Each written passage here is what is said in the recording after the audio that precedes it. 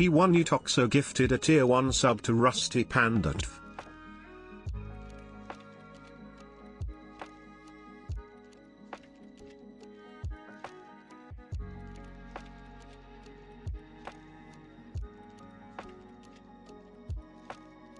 Oh my goodness. Sorry, I turned around for a second because I was trying to get the story post out for this, but oh my goodness. Hello, beautiful people. Hello, Alex. They're In back. 1 month we close the 2 years loop. God damn. Theric, has it already been 2 years of me knowing you? Also, Pluto, thank you so much for gifting a sub, bro. I appreciate that. And thanks for the follows from earlier today, guys, if you guys are here and watching the stream now. Okay, I'm taking off my socks because I don't know about you guys. I absolutely do not like socks in the house. I had them because I had to go out today and get stuff, but thanks again for all the travel tips to Toronto. Anytime, dude. Funny story is I was actually doing that next to my girlfriend, and she's like, "You're telling them all the obvious spots." I'm like, honestly, the hidden spots in Toronto, low key kind of suck these days. So I feel like the nice spots are like, you know, the normal spots you'd go to. Travis, thank you so much for the gifted sub, man. I appreciate that, dude. Travis24 gifted a tier 1 sub to Lucas. But hello, everyone. Thank you so much again, Travis, man. I hope you're having a good day today, man. Mode is popping off with these boards. Yeah, I think it's going to be really nice, this one here. So nice. Alice, what's going on? What's up, Dirty Dishes? Wild. Actually, hope you're well, Father Alex Alexotra. Father Alex, god damn. Thanks, man. I appreciate that, Young Loaf.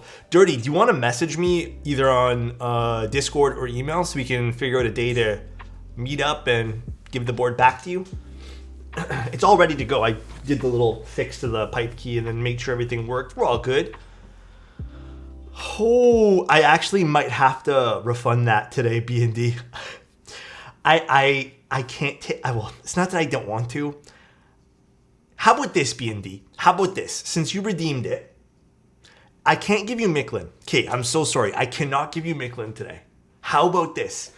I have 4 keycap sets we're going to choose today. You get to pick.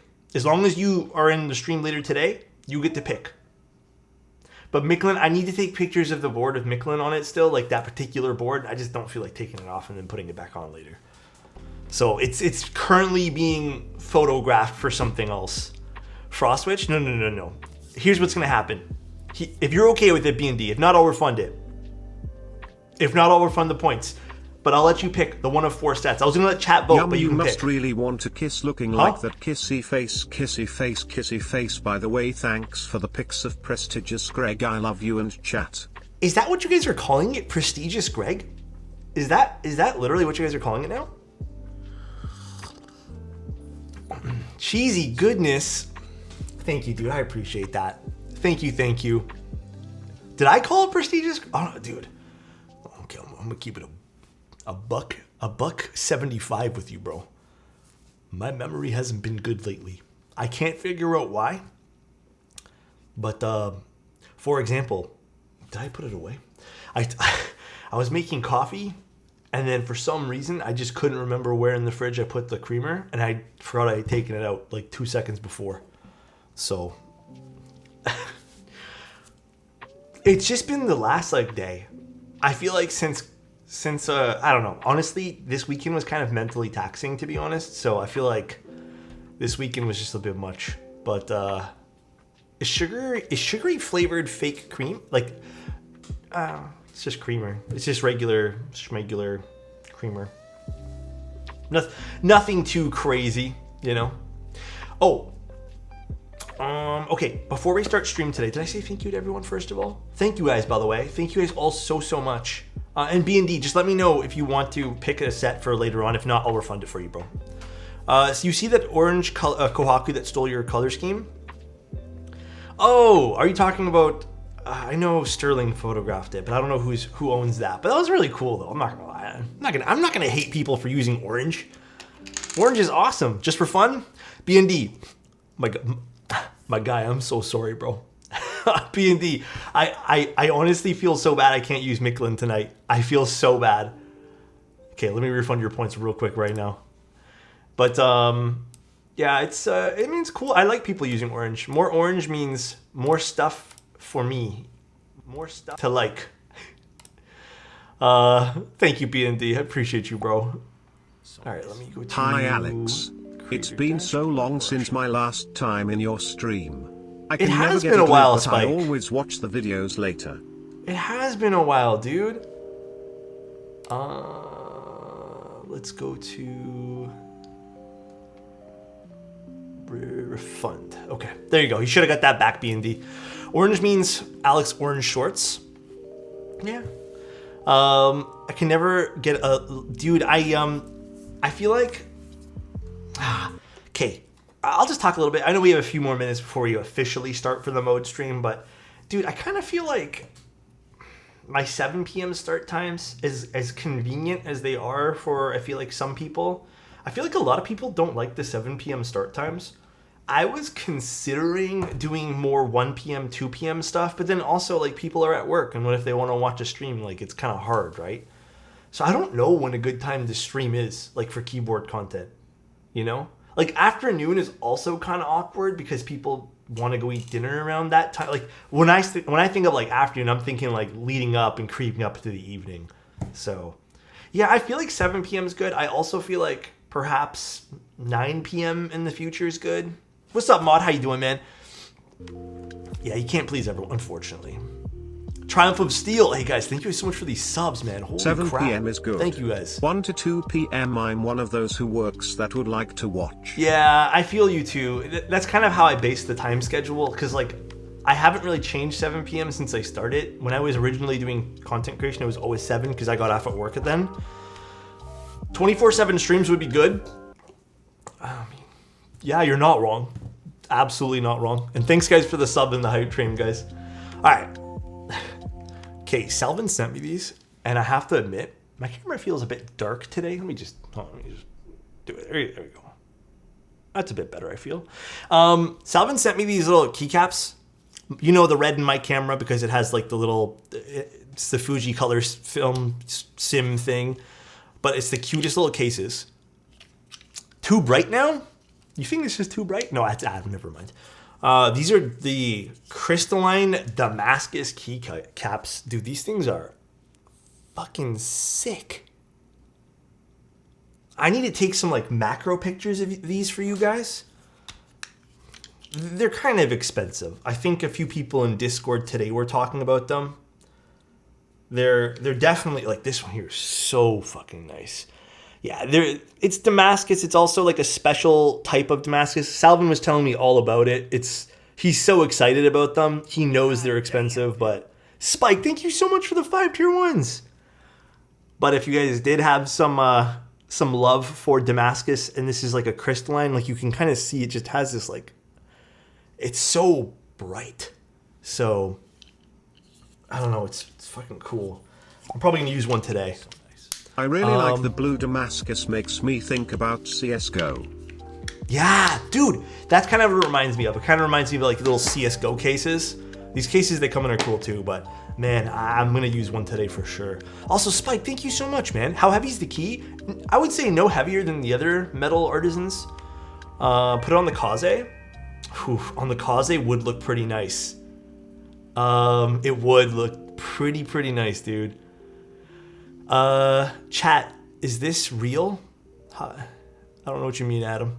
And thank you, Azim. I appreciate that, man. Spike, thank you so much again, man. Holy. Whoa, your desk looks so cool. Is it a wallpaper sticker or a textured desk? It is. I don't remember the right terminology for this, but it's just basically like kind of like a veneer. It's not real. It's like what is it called when it's like a thin layer of, like, I don't remember what it's called. Vinyl? No, it's not vinyl. Anyways, it's not real. It's from IKEA. It's $99 for this desk. Oh, are we talking about the desk pad? Oh, this thing I would not buy. Don, thank you so much for the Prime, man. I appreciate you. Wait, Alex, I just realized the pic of Tim isn't on your wall anymore. Unfortunately. Unfortunately, that picture of Tim has seen better days, and it, for whatever reason, wasn't me who did it. It unfortunately had some rips and tears in it. But I'm not going to lie, I was getting kind of tired of when people came over to my house and then asked me about who's that man on my wall. And then every time someone would ask me about the guy on the wall, I would say that's my friend Tim. I guess the photo looked like a memorial photo, you know? So they'd always ask, did he pass away? And I didn't even know, like, I didn't think that was, like, acceptable to ask that. I thought that was, like, I don't know. I feel like that's a very socially awkward question, but I would have to explain no, and then I have to go into detail of why he was on my wall. So kind of tiresome, to be honest. I have tried that's the Mark IIIs. I have not tried the Mark IIIs. The Mark IIIs are very expensive, Spike. I've been wanting to get into audio again, but it's very pricey. Hang it up in your parents' house? What a backstory. I would have just been like, I'm so sorry to hear. Yeah, it's pretty funny, man. All right, guys, let's take a look at the loop. So they sent me 2 colors, all right? Alpha, come on, man. Thank you so much, dude. Loop build. I'm drinking any coffee tonight? Yeah, Alex I'm off drinking Big coffee. Fog. I am so tired. I've been waking up so early these days that I just feel like this 8 p.m. stream I knew was going to kill me a little bit, so I'm drinking coffee. All right. Let's take a look at the loop. They sent me 2. But actually, before we open up the loop, let me quickly load loop. Let me talk to you guys about it. This is a sponsored stream. Well, okay, the stream isn't sponsored, but Mode does sponsor me. And I'm doing this for them because they sponsor me. So just take my opinions with a grain of salt. If you don't give a shit about me because I'm sponsored by them, then just, take it for whatever it is. But you guys know I'm not afraid to tell you guys what's up. So just letting you guys know. Not going to affect anything I say. They have no hands in what they can't actually script anything here because I'm doing it live. So if something goes wrong, then something goes wrong. But it's going to be the lattice block system, but it's thicker and better now. We'll be the judge of that, I guess, and then we'll also take a look at that. I'm excited. I like the lattice mount system. The only thing I didn't like was those fasteners that get put down. I never used them in any of the Mode builds towards the end anyways, but we'll see how the lattice block system is kind of improved now. And then the whole, I guess, looking of the board is going to be completely different too. This drop of Mode loops, though, is only going to be done in stock, and there's only 300 units, I believe.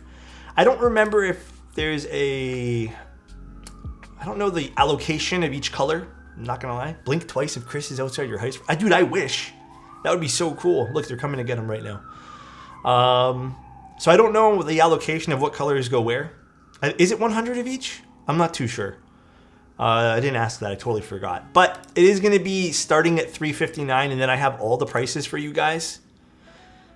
And I'm going to ask you which one you guys want to build. So we have the Penrose one, which is like the crema chassis and the rose accents. The cassette, which is the black chassis with brass black mirror PVD accents. The cassette one's $599. Penrose is $359. And then the Aria, which is white with copper, that is $549. So I have the Penrose and cassette.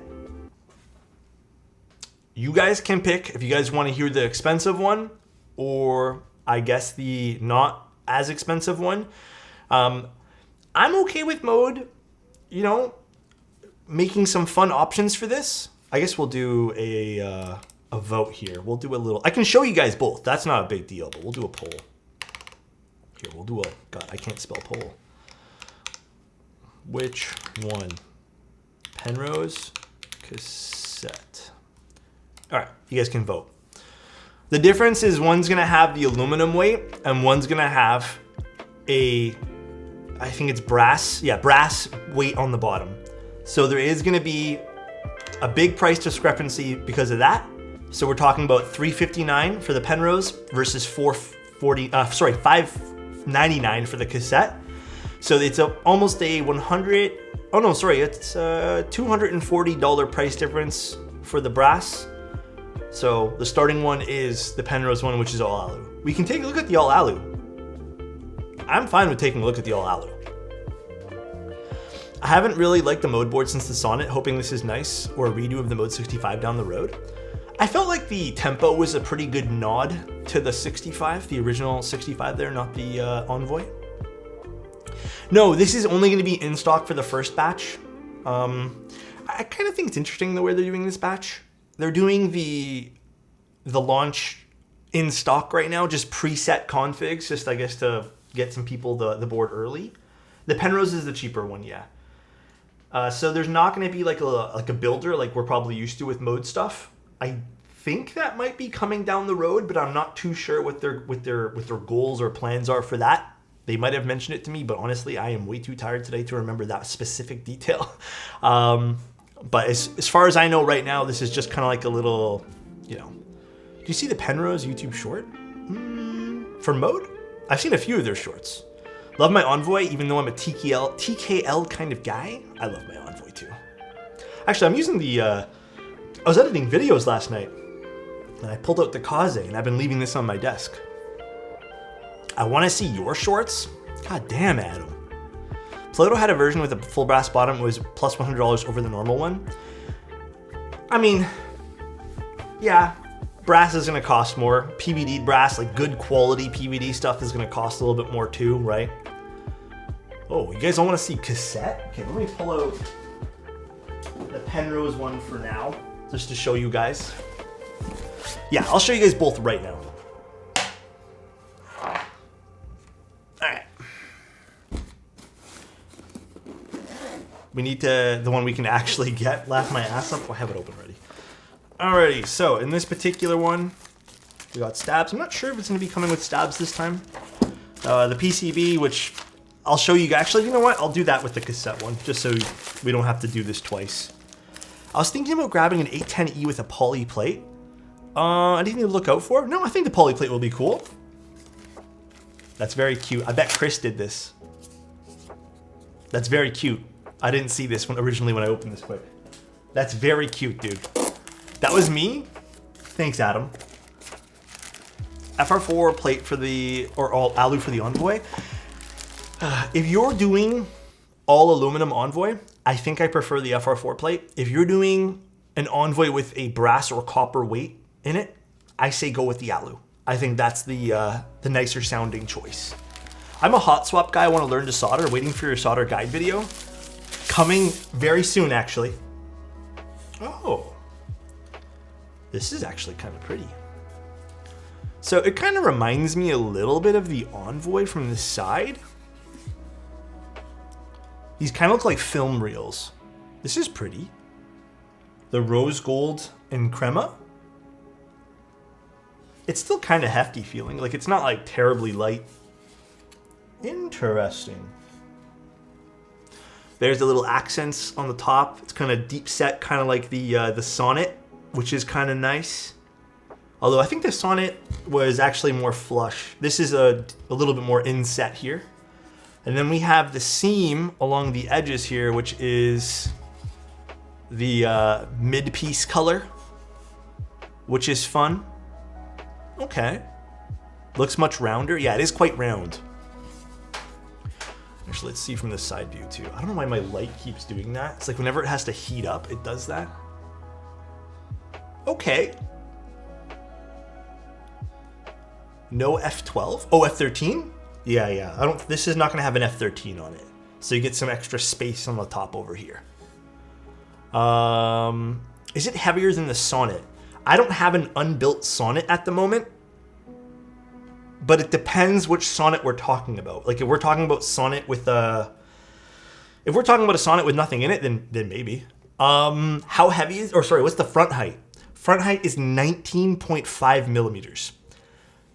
So again, I think if we're talking what I personally like, again, this is going to be a biased question, but I've always felt that 20 millimeters and lower is comfortable.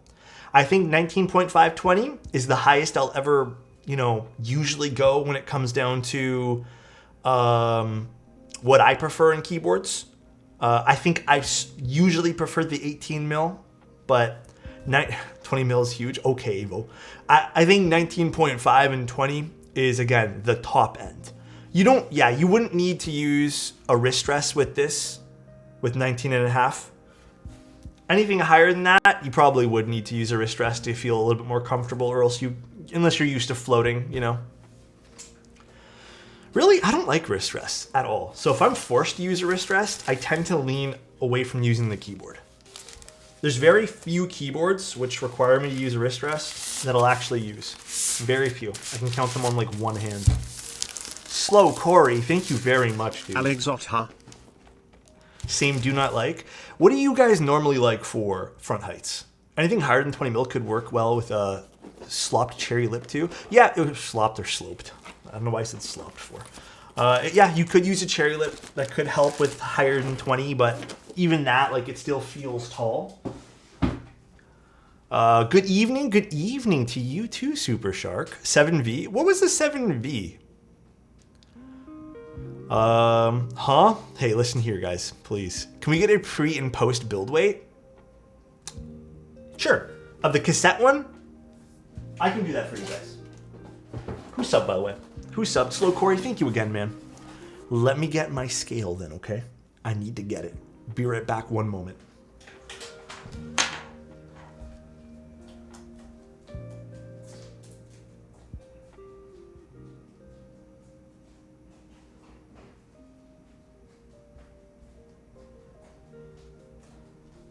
Coffee is not hitting me yet.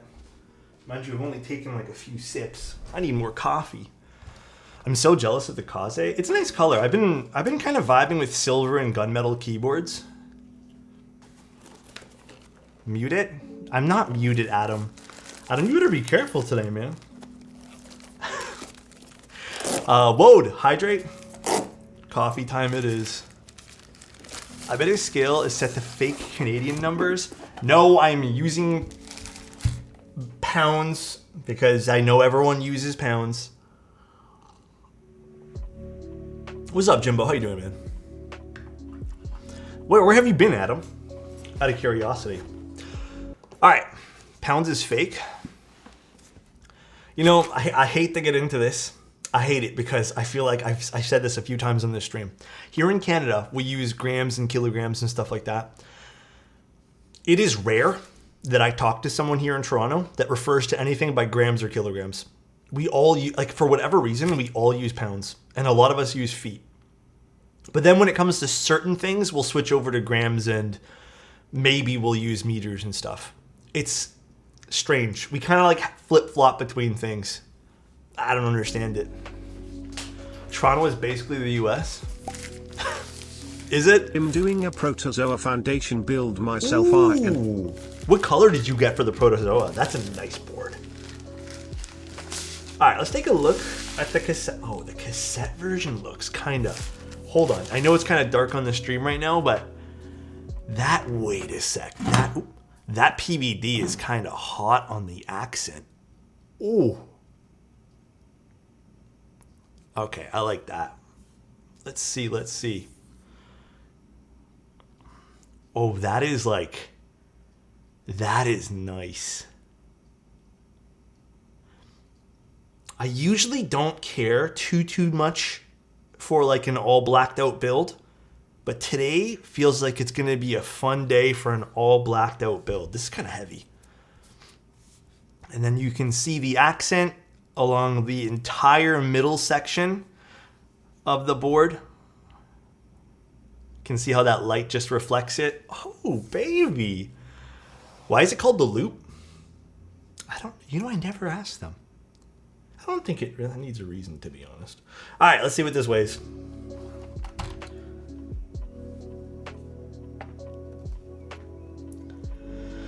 All right, so 5 pounds, 6 ounces.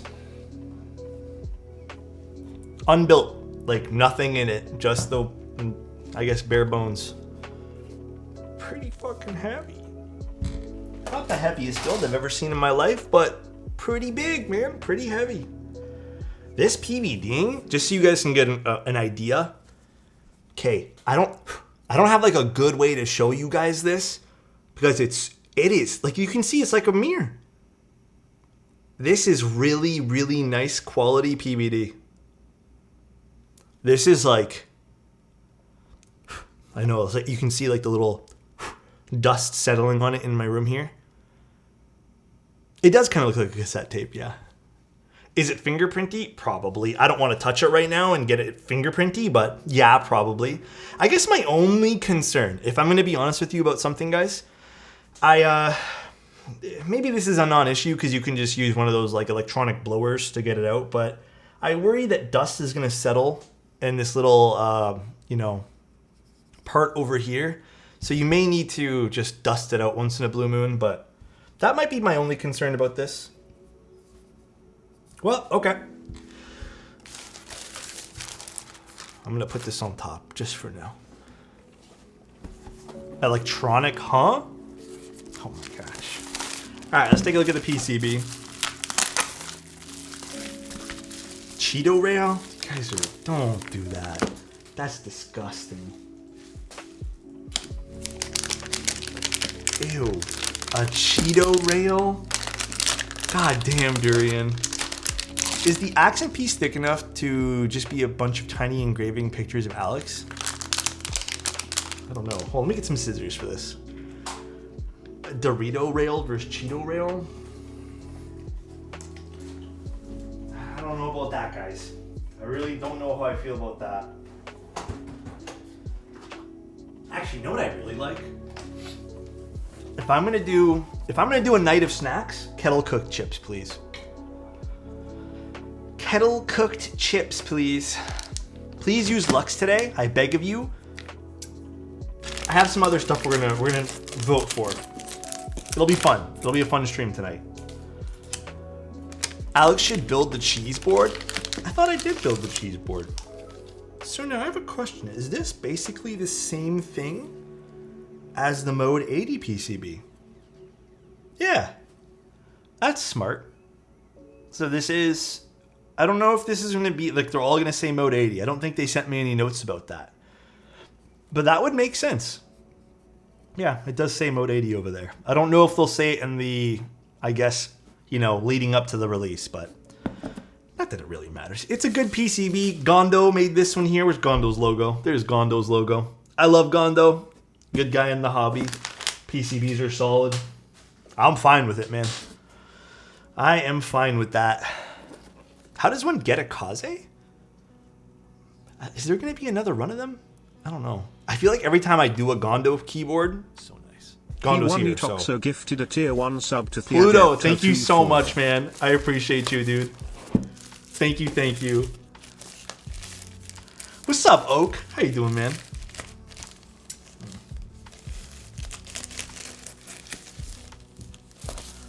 He said there won't be another run? Really? That's unfortunate. Okay, I'm gonna ask you guys. Actually, I'll be honest, Angel. I don't even know what that phone is. Answer your phone? Yeah, I'm sorry, man. I don't know where I put it. Can I use aluminum though, guys? I feel like we use CF often. Aluminum sounds like it's gonna be sick for today. I'm down to do alu. No carbon fiber. What's up though, Angel? Angel, I need to call you soon. I need to talk to you about something. Yeah, I need to ask you some questions. Should be on my little phone stand, but it's not. Say less? Yeah, I'll call you if you're free later tonight. I'll call you tonight. Soldering crime. Find your phone. I have a surprise. Honestly, Angel, I'm gonna find it later, man. It's probably buried. I just put a whole bunch of things here and I probably buried it. So we'll find it later. Alu for the win? Hell yeah. I hate it here. I'm sorry, Angel. So nice. I'm sorry, man. Jackie4520, thank you so much for the prime. I really appreciate your 2 months of being here. All I hear is excuses. Damn, Tim doesn't even say fucking hello, dude. That's crazy. At least Angel said something positive. Tim doesn't even say hello anymore. That's wild. Absolutely insane to me. Soldering, thank you so much again, 28. And Jackie, thank you all so much for everything. Leak the board, Alex? Leak the board. What am I leaking? There's no board. There's no board to leak. Alrighty. And then what else we got? We got foam kit for this. Oh, the Balder.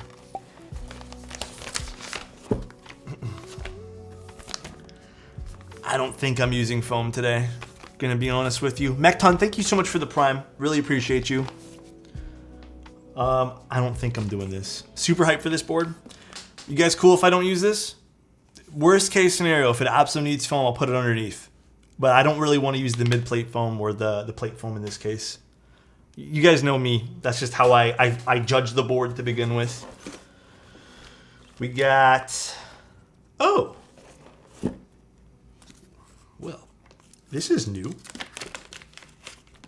Ooh. Mode branded tweezers? Damn, it's for your nose hairs. That's kind of rude. God damn. Mode Fap Tools? What the It's for your nose hairs though? That would be very painful. You got some stabs. Oh, there's even coming to another version of the... Actually, I prefer this particular tweezer. I don't know if this comes with it though, but hope it does. That'd be cool. Daughter board. Screwdriver bits. I'm just going to leave those there with screws. I'll grab those as I need it. Oh, the feet and stuff. I'll put those on here in a bit. The lattice blocks. These are a little bit different this time around if you guys were curious. It's not going to be like a press and fit like the other one. They actually go around the plate this time. So I'll show you guys. I think this version makes more sense for the lattice blocks. But it only makes more sense because it's not a one-piece design anymore. So that's why this makes sense. Although it might make more sense too for the one-piece design. That way there are just friction fits inside. Oh, and some more lattice blocks. I don't know if I need all of these. And then they also have the other ones, the rubber ones. The feet are hockey pucks. They kind of look like it. All right, let's start doing our stabs and then we can do all this stuff afterwards. Stabs first. I guess I'll do the... This is a new mode board? It is! So maybe tweezers for installing the blocks? I'm not too sure. We'll see if I need them. I will see. I'm so out of the loop.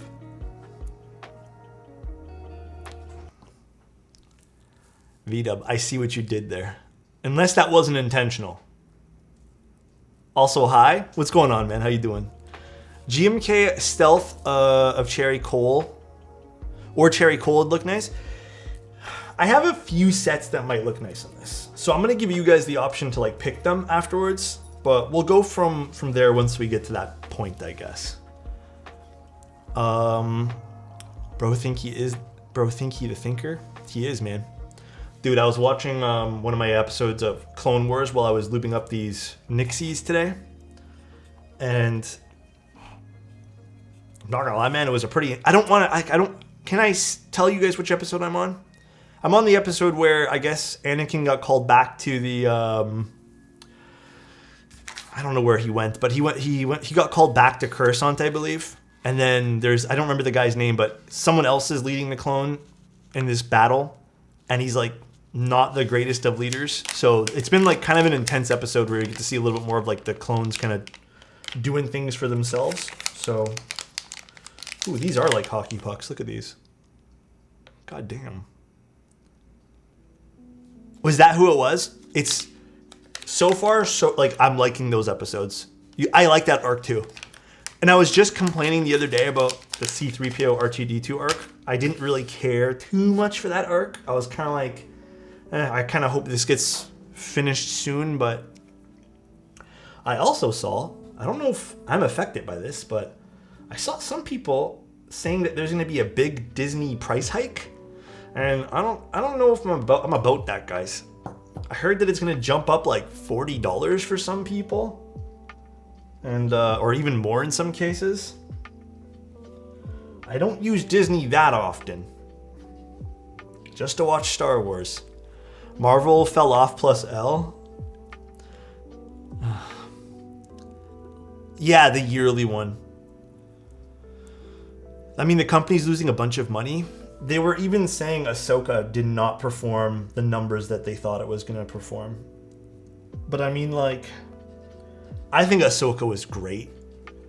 I think it's Disney's fault because they already released so much just like junk that I I don't think people were like that, hyped up for Ahsoka. So, because I don't know, I know some people thought it was boring. I thought it was great. I really liked Kenobi. There were some like pretty nice spots in Kenobi where I'm just like, ooh, this is the Star Wars I kind of like. The new Marvel is awful. I heard Loki was good. I heard the Loki series is like supposed to be pretty decent, but I ain't gonna watch it. I'm gonna be honest with you guys. I've lost all I don't know, my camera's struggling today. I've lost all will to watch anything. It's so good. I have no willpower to watch it, man. I've like started it like 4 times now. I've watched 5 minutes and I'm like, I don't want to watch this. Isn't it this result of them not having done pilots for like the last 2 years? I know Marvel shows for the most recent wave, which is written front to back without many edits and oversight. Well, you know what it probably is too? They released a whole bunch, like I was saying, they released a whole bunch of crappy stuff. For example, Book of Boba Fett was terrible. I don't know if anyone here really likes Book of Boba Fett. I thought it was absolutely abysmal. And most of the Marvel stuff they released was trash. Like, it was not fun to watch. It was kind of boring. There wasn't really much going on. I didn't like any of the Marvel stuff. There was like maybe WandaVision and the original, like the first Loki. I haven't seen the second one. That's it. Everything else has been meh or terrible. And then even the Star Wars stuff. Again, I hate to say this. I know some people are going to get defensive. The Mandalorian stuff, the first season was interesting. I lost interest on the second season. And then I also lost interest with most of the, like, I just don't give a shit about the Mandalorian right now. So they could have done things so much different. And I think it was so smart of them to ask Hayden to come back and do some stuff as Anakin. But yeah, Andor's amazing. Andor was a sleeper for sure. Andor was really, really good. Dude, I need a haircut so bad. I'm so sorry, my hair is disgusting tonight. Most streaming service originals are overrated. I would actually argue that Apple has some pretty good ones. I love you all. Keepothecary, what's going on, dude? Apple has some pretty good shows on their network. It's just there's not a lot of stuff. Dude, Apple, Pluto.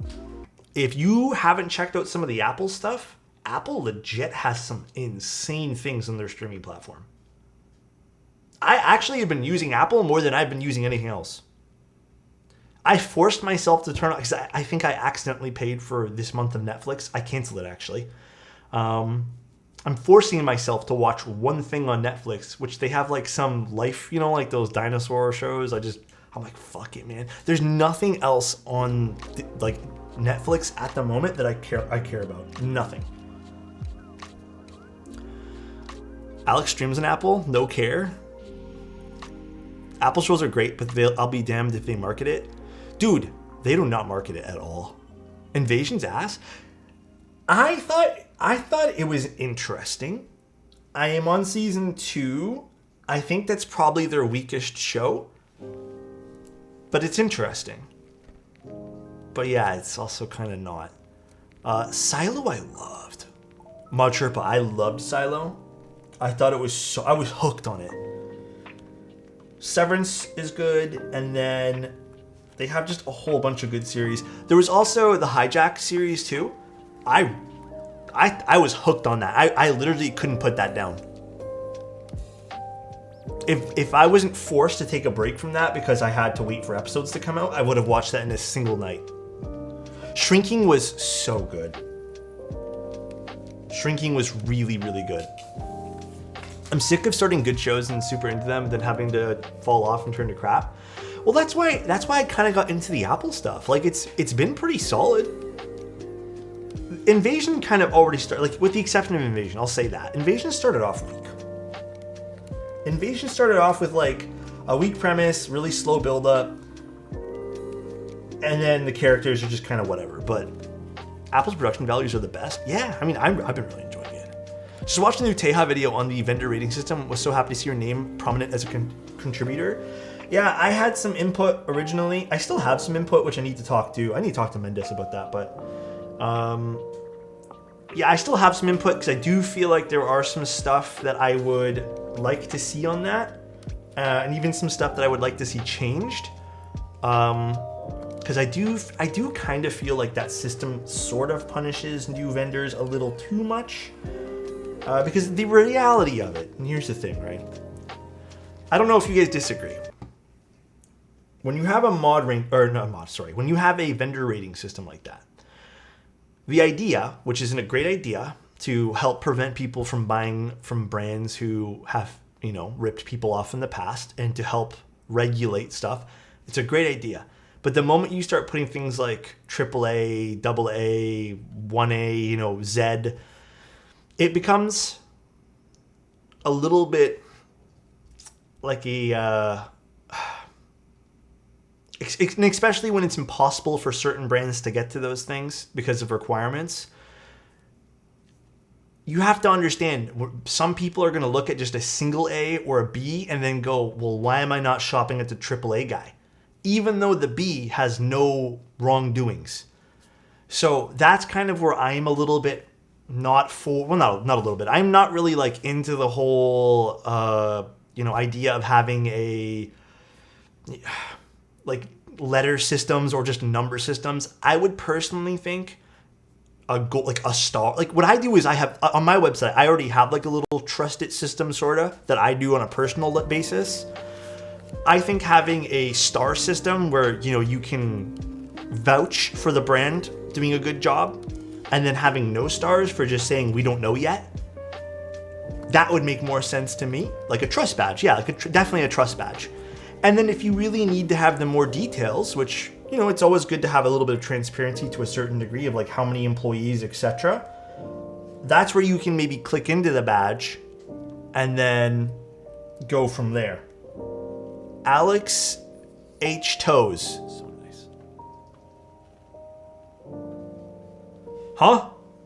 Thank you so much for the Prime. A lot of people are working on like vendor rating systems. I've had mine forever. I've had mine for a long time because when I started the hobby, I also didn't know who to shop from. So I started like a little star system on my vendor list, which is why it's always been kind of, I guess, popular in certain places. But it's cool to see that someone's doing a more intricate thing. But again, I still feel like it punishes new vendors or like very small businesses who maybe can't get employees or can't afford extra employees and stuff. So that's where I kind of want to voice some more opinions. But yeah, I do think in the long run, it should help. It doesn't give vendors that have failed GBs a chance to climb out of the C or D rating. The thing is though, here's where I actually like, I'm here for it. If you fail a group buy, and I think what they said was if you fail a group buy and you refund the money, it doesn't count as a fail. But if you fail a group buy and then just kind of like fuck off with the money, I'm cool with like making sure that gets like, like a little, X on your profile type thing.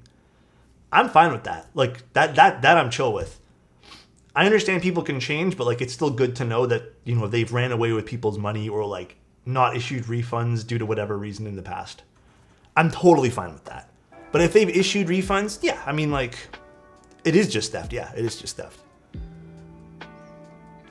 I'm all for second chances. I get that. I'm a huge second chance guy when it comes to things, but yeah, I think that I'd like to see automatic F tier. Yeah, I agree. The record should be expunged after so many years of successful execution. Nah, I don't think so. Because you're just opening up the floodgates again for like, oh, I have perfect record. I'm gonna go scam again. Sometimes refunding takes ages too when you're small, but as long as it can be made up at some point. Yeah, I think if they just communicate Communication's the best thing. Ultimately, here's what I hope is going to happen, though. I'm going to be 100 with you guys. I don't know how popular this is going to be. I don't know if this is going to take off. I don't know if anything's going to be like that. Here's the thing. Here's what I hope happens from all of this. I hope this lights a fire under people's asses of having to be like, oh shit, people are getting tired of me not communicating group buys. Oh shit, people are tired of me not giving updates. That's what I hope happens. That's ultimately like all I care about, is that lights a fire under the ass of people, you know? Criminal records exist for a reason. You pay your debt to society, but there is a need for it. Yeah, I agree with that. What Leica and lens is on your desk? I shot Leica professionally. Wait, really? I have an M11 with a 50mm Summilux on my desk at the moment. But I also have a 28mm Summilux and a 35 Summicron. This is all I shoot with nowadays. The Fuji stuff I still shoot with, but it's very few and far between. I love Alex. What's going on? How you doing, Hemagori? Kinwell, thank you so much for the Prime. I really appreciate you, dude. Rama won't get into that trust system at all. If it's just gonna be like auto F tier, bro, it better be. You shot with Leica R&M? That's so sick. Wait, what'd you do professionally, if you don't mind me asking? I am like, dude, I'm so jealous of people who got to do that stuff, like photojournalism, really. Yeah, I don't know if I need a 35 Summilux. Like, I got the 28, which I kind of personally prefer the 28. That's why I got the Summilux of that. But the 35, I'm not, believe it or not, I'm not the best at shooting 35. For whatever, I'm great at shooting 28, I feel. And then I'm also, 50 I'm very natural with too, but I fucking suck with 35. Been trying to really push myself to learn a 35mm full frame. Even back when I was shooting Sony full frame, I just sucked with it, man. Oh, that's really fun, Bruno. Those are always really, really fun. Wait. Oh, we can do either or. Actually, this PCB has some decent options to it. All right, cool. When are we getting the photo-related stream? I wanted to go out today and go take photos and do some street stuff. I hadn't had a chance to. And then I haven't really... I have a big lineup of photos I need to do for keyboard stuff. I have not had a chance. I've been playing catch up for the last little bit with work. To be honest with you guys, I have been a little bit stressed out because holidays are coming. I am trying to like wield my finances so I can like pick up a few Christmas gifts for family and stuff like that. Trying my best to do what I feel like is like 19 things in one day. Luckily, I feel like yesterday, I'll take today. More so today, I got a lot of stuff in order. I still have a lot to do, but I feel like this week here should be pretty normal. Street photography is hard to stream. Well, I think that people just want to see editing. That's what I'm probably going to be doing, Bruno. I don't think I have the equipment to do live streams like that. A 70 to 180 Vario? Interesting. Yeah, I think the only other lens I want down the road, way down the road, because I don't really have a need for it right now, is I'd love to get a 90mm Apo.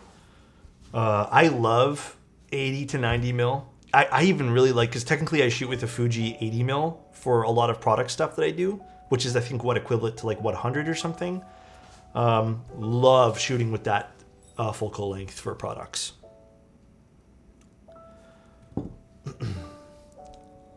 Take your time. Thank you, dude. I had the 75 Summilux sweet lens.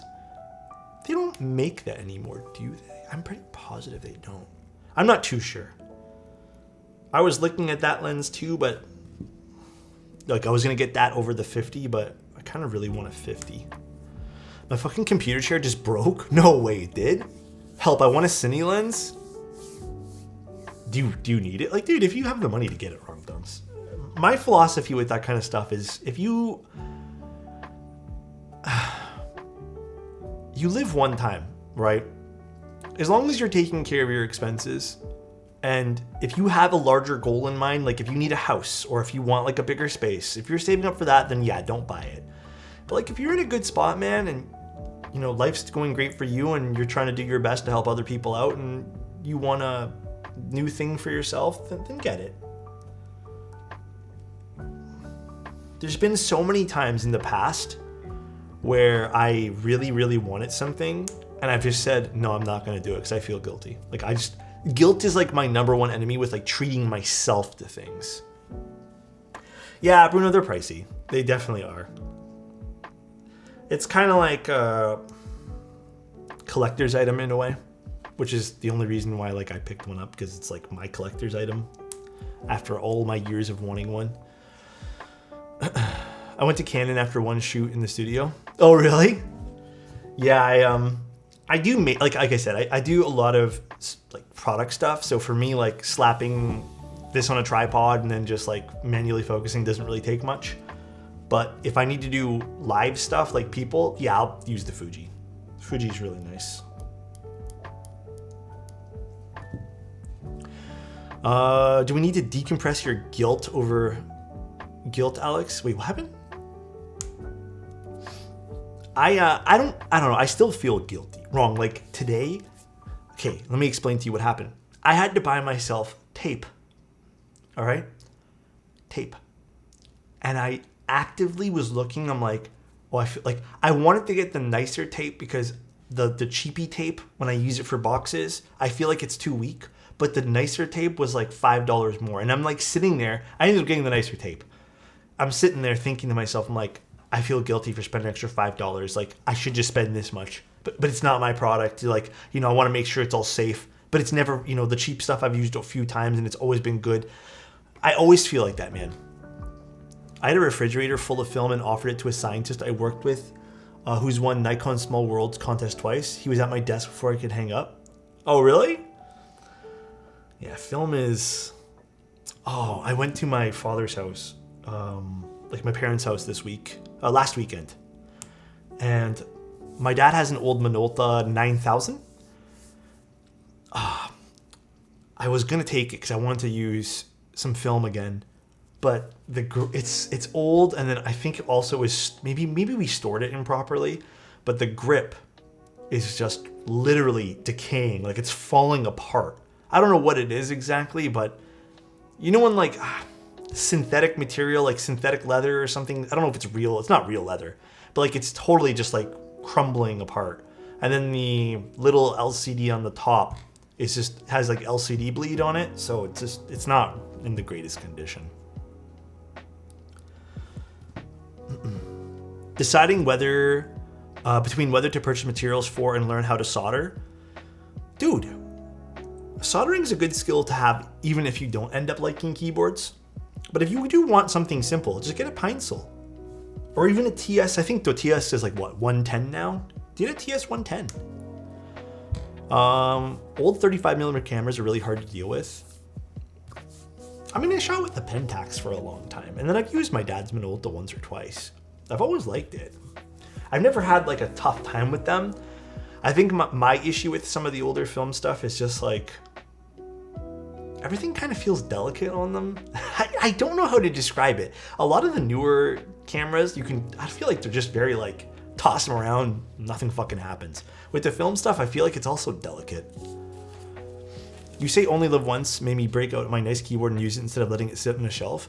Oh yeah, I have that's my other thing. You know, I'm not afraid to say this. If I end up getting myself something nice, if it sits on a shelf, that's when I'm like, I'm gonna sell it. I obviously don't need it.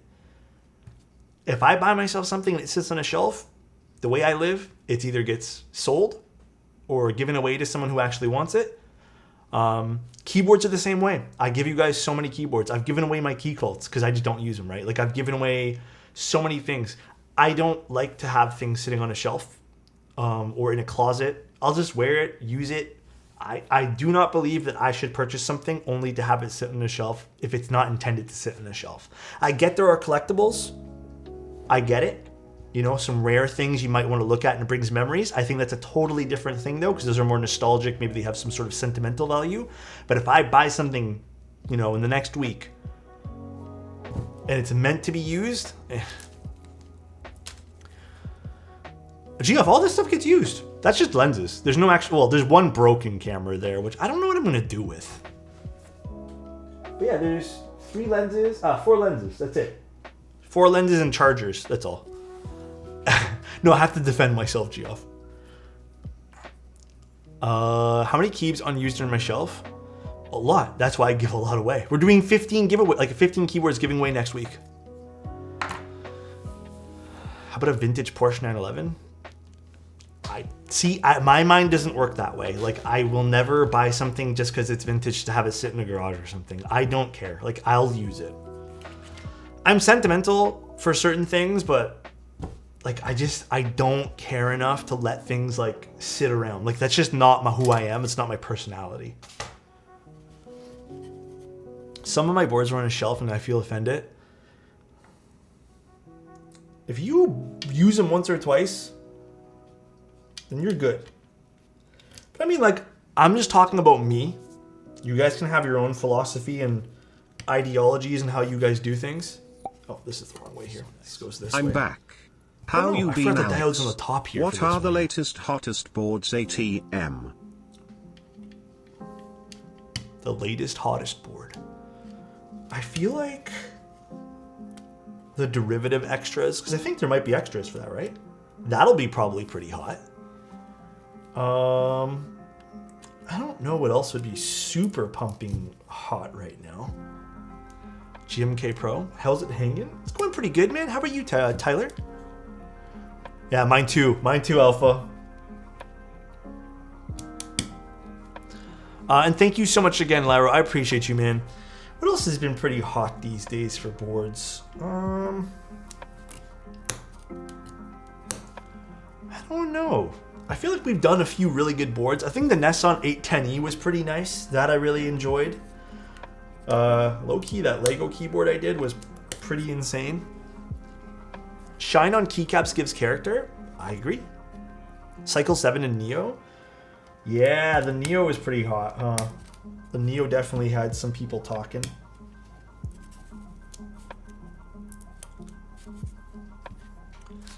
I agree with that. The Lilith sounded rad. It was insane. Mr. Streams, bro, life has been hitting hard lately. Oh, I was talking to someone privately about this, but I think I not leaked it, but like I was talking to you guys a little bit, like a little bit of that side of me, kind of like, as much as I try to always, like, you know, not let that side of me seep through while I'm streaming, dude, it's been kind of hitting hard for me too. Like, I was telling even my girlfriend today, and just, I don't know, you know, when just everything just feels like I think I even said it in stream or in chat this morning, when life just feels kind of heavy, and it just like, it almost feels like no matter how much you try to catch up with it or how hard you're working, it feels like that carrot on the end of the stick is just getting further and further away. That's kind of how I've been feeling right now, man. And it's weird too, because like as a guy, you know, I don't know how it is for anyone else, but like as a guy, you kind of get told to like just shoulder it and keep going forward. And sometimes it feels worse doing that, you know? But I've been trying to not do that. And try to like take a step back and talk about it with people, but it's tough sometimes, you know. I'm back. I know you missed me. Of course I did. Toxic masculinity has no place here. You're doing great, Sweaty. God bless, bro. Appreciate you. Appreciate you, man.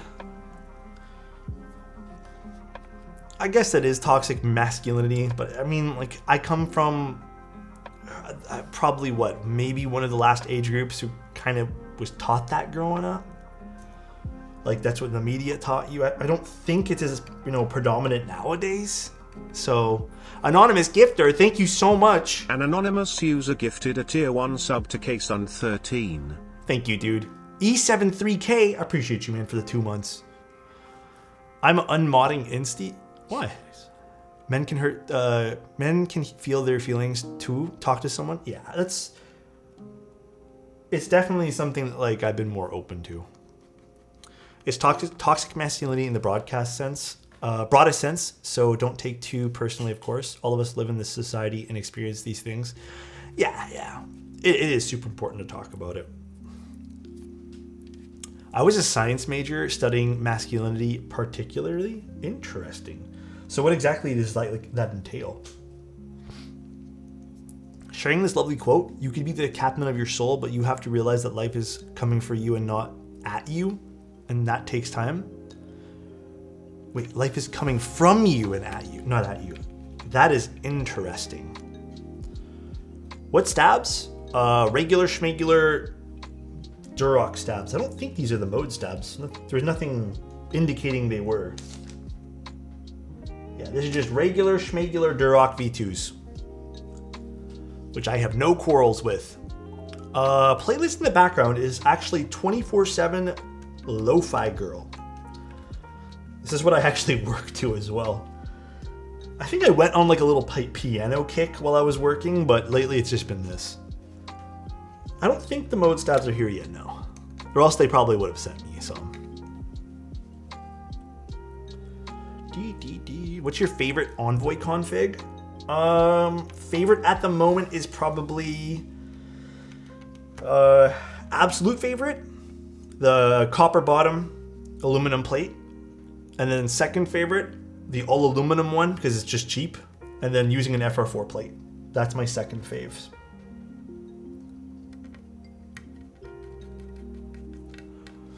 Gotta lube a set of hyperglides, light coats, and then also, if you can, film them. Is this the PCB for the loop? I thought the loop was TKL. This is a TKL. See? It's just upside down right now. It's a TKL PCB. It's the same PCB, what it seems like, as the Mode 80. I do love the Envoy with the slightly heavy weight. Dude, me too. I think the Envoy with the slightly heavy weight is nice. However, I feel like the Envoy, for me, is supposed to be that, like, not entry level, but like more affordable option of the mode lineup. So that's why I kind of like push for it to just be the all aluminum one. Also, so I did these Nixies with orange films today. These should be nice. So this particular version is $5.99 eGoon, but the loop starts at $3.59. I did ask what you guys want to see for a config today, and everyone wanted to see the most expensive config. So that's what we're doing. The most expensive one. However, perhaps we can, I don't know how much time it'll take, but perhaps we can just swap the internals from the black one to the other one. We'll see. We shall see.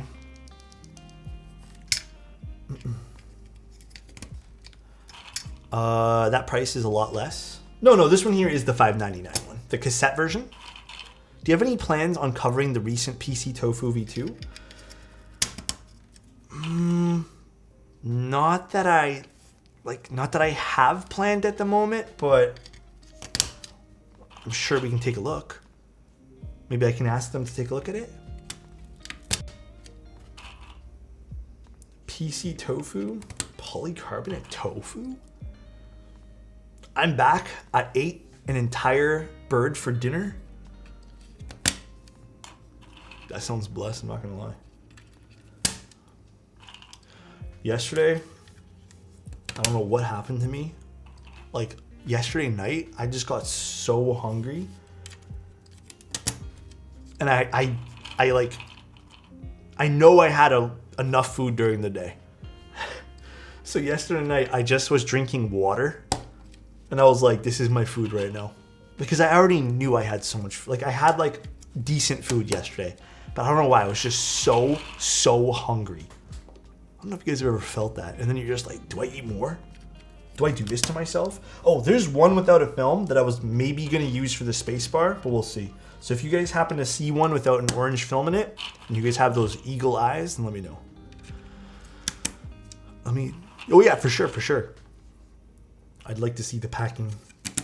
Sometimes takeout packing is god tier, and then sometimes it's god awful. One time I ordered takeout. This is a long time ago. Well, not really a long time ago. And the takeout place forgot to put...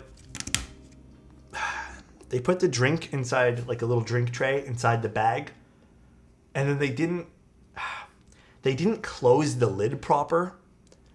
And then... Oh yeah, this one here is it. They didn't close the lid proper, and there was drink everywhere. 4K stream binoculars? That's crazy. The 60 redo? I think I have maybe one of those 60 redos or something.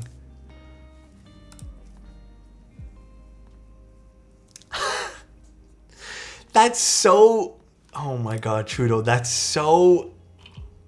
Why would they do that? Also, isn't that just gonna like... Why would they just cut it into 2 pieces?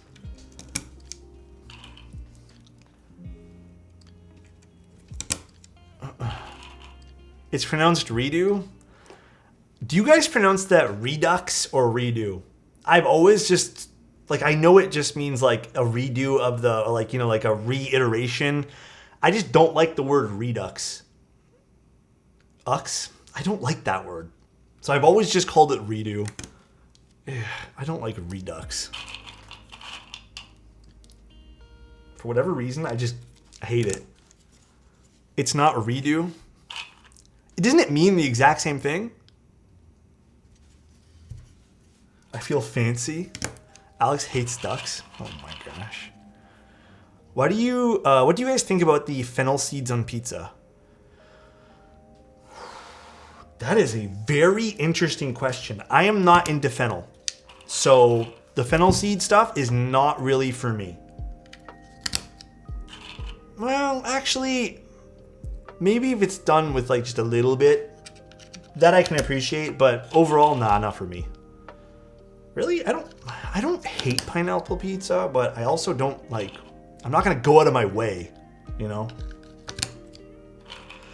Yeah, I think I'm with gluten on this. If it's super small quantities for me, then it's good. But if it's like a little bit over, then nah. What the fuck is that bra emote? What emote? I don't see nothing. Oh, then that's probably what Soren. It's on the 7 TV or something. Soren or Chozo did that. Which plate is this? This is the aluminum plate we're using. We are using alu. What type of shooting do you do for your, like, oh, I mean, so I bought this for me mainly, right? This is, I do a lot of keyboard shots with it because I have a Voigtlander 75 that I like taking shots with. The product shots that this, you know, takes is quite nice. But like today I was just fooling around taking pictures of, you know, outside and stuff. Well, from my balcony, but I like taking people with this and like environmental stuff. I think that's where it like truly shines. But it's still good for products and stuff. I just don't have the right lens for it. But yeah, just kind of just do my own thing with it, really. Sometimes I'll use it for work. Sometimes I'll just go outside with it. Do a little bit of street photography. What films are in the Cherry MX switches? So these are just plain old TX films. I had a few batches left of these and I'm like, you know what? I eventually have to use these. So I decided today was that day that we finally used them. It's next level stuff.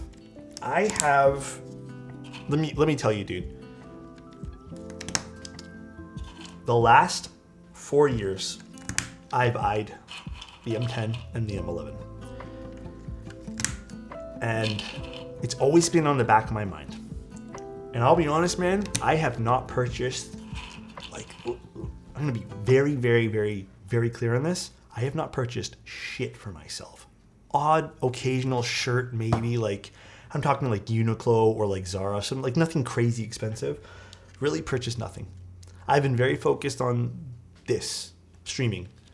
So recently I was just like, I want to purchase something for myself. Like I want to get something. So that was like my gift to myself. That, you know, not going to buy anything else for myself for a long, long time. Oh yeah, I still use Fuji for everything, man. My Fuji camera, where the fuck is it? Oh, it's on a tripod. It's, I use the XH2S now. And then I have an 80mm macro. No film on quotes. Did I miss another film? Oh shit, did I miss it? Okay, I think I did miss a film in this. I think I did miss a film, guys. I think I did miss one. All right. Well, that's my bad. I didn't realize I missed 2 films. One of them has a different spring inside, so I might need to open those up. What is wrong with you? That's my bad, Adam. Hey, Adam. Good eyes, dude. Good eyes. Would the PVD mirror weight change the sound of the Envoy? Versus what? Like if you're talking about versus the aluminum one, then yeah, I will. God damn, Adam. I wasn't even like, I thought there was only one in there. Goddamn good eyes, bro. Holy smokes. That's a nice bowl. You like it? Okay, dude. This bowl, I got this before things started getting pretty crazy on Etsy. It's like, I think I got this about 4 years ago now, 3 or 4 years ago. It's by a guy named E. Cadwell. And it's this beautiful spalted maple.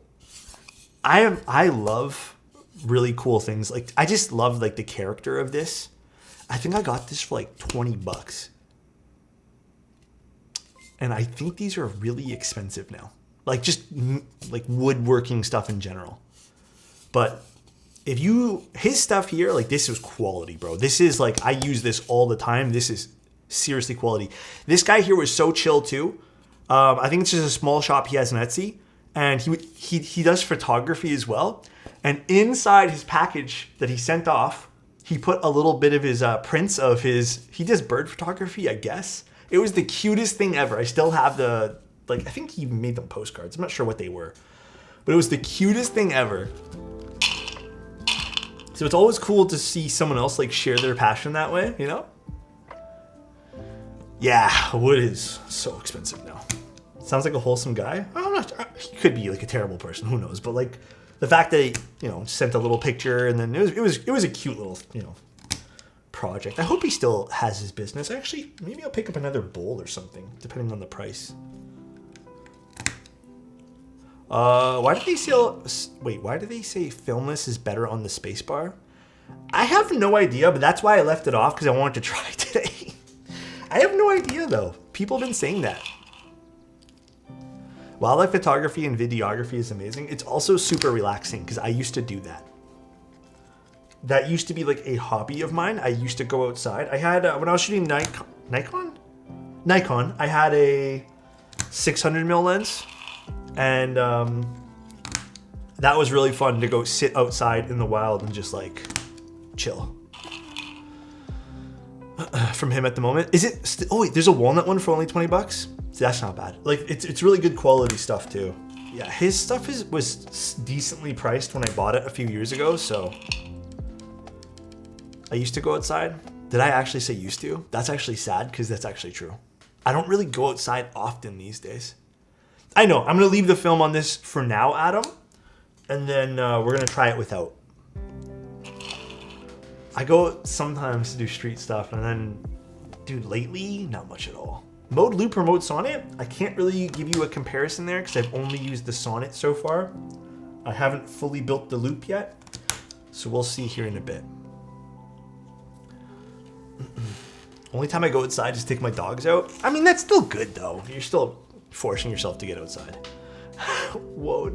Honestly, sometimes I feel like that'd be really fun because it's, you get a different angle on things, but I like being, if I am gonna do that stuff, I love being outside and then just like capturing moments like that. Fresh air does wonders. Oh Okay, so I did walk to the post office today, and the sun today was absolutely beautiful. I like street photography, really helps me appreciate the city. Show how you considered trying it. It is so relaxing. Especially if your goal is to not get in people's faces. I know some street photographers, they like to get into people's faces, take photos. But if your goal is just to take some photos and just like chill, it is so relaxing to go sometimes. Like there are days where I'm super fucking stressed. Although it's been a little while since I've gone, like I said. But the days I was just super stressed, I just said, screw it, grab my camera, 30 minutes outside, that's my break. You know, go outside, take some pictures, eat some food, come home. Feel refreshed. There is an incentive to stay inside when you live in India. The air quality is so bad. We had a wave of pretty bad air quality here a little while ago because of the forest fires. So I can only imagine, I don't know what the air quality index is there, but when it was bad here, I did not want to leave the house. Oh, so I saw a few people ask this. I do film cherry switches. I don't film obscuras, and I don't film a lot of switches these days. I have a whole YouTube section thing on my switch looping video of why I don't film certain switches. But more modern switches, with the exception of cherry, really don't need films. In fact, you're going to only have yourself issues if you use films on some of these switches. So I would not recommending. Well, so filming is supposed to reduce the housing wobble, right? Because sometimes on certain switches, the tolerances are not that good after you've cracked it open. So you get a bit of wobble, which also, I'm gonna timeout Adam here, also allows like some sound to kind of escape in a weird way. But yeah. Adam, that's a stabilizer.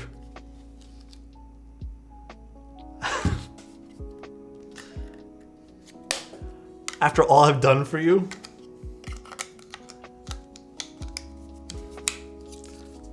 But yeah, that's why you film them. To reduce that wobble and to also, well, some people, even though you may not need it on some, kind of changes the sound profile ever so slightly. Mackie, thank you so much for the tier 1 for 2 years, bro. Holy smokes. Thanks, man. I appreciate that. All right. Let us open up this guy. I'm not sure if the, okay, I don't think I'm giving you guys like the proper full experience here, but I am not positive if the mode loop will come fully assembled like the way I have it right here. I want to say that maybe based off of the videos that Chris has made, this probably will need to be assembled, like the weight and stuff. It's one screw, well, 2 screws for the weight, so it doesn't seem like it's all too troublesome, but I'm not too sure. We're doing the cassette version today. Let's actually just do it from this. Oh my God, that's how nice, look at this. That's how nice that PVDing is. My camera is not having that right now.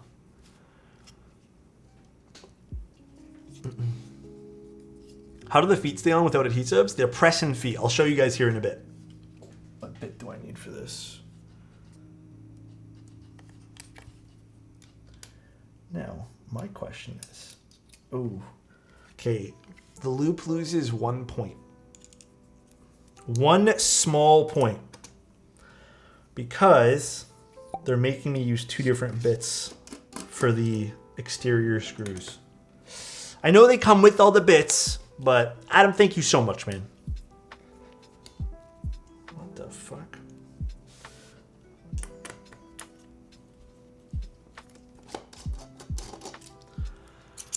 No text-to-speech?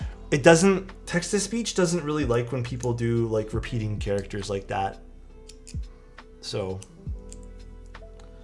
it's 77777777777. Yeah, the TTS, like, even though I have no filters on this, like, it just has like baked in stuff that Twitch, or I guess Stream Elements, whatever, has to use. So that's one of the things that it doesn't do anymore, is just random stuff like that.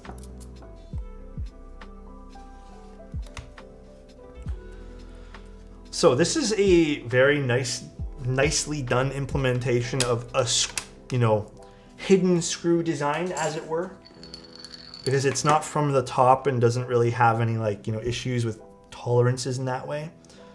Ooh, that is pretty. I like that. So this is the mid piece here. You can see it's all shiny and stuff. Damn. We got a free ball roll. Oh, true. I guess I got scammed there. That is nice. All right, let's get this. Tree fingers. Thank you, dude. Appreciate the tier 1, man. Kazi. Thank you. And then I need to get that other baggie now because I need the screws.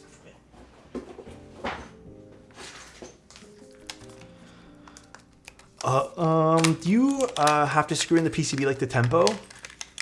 So in this case here, no. Because the way that the, it's not a one-piece design, right? With the one-piece design, you did that to kind of lock it in place. I guess now what they've done is it's going to be kind of friction fit in place with this. You guys will see when I get there.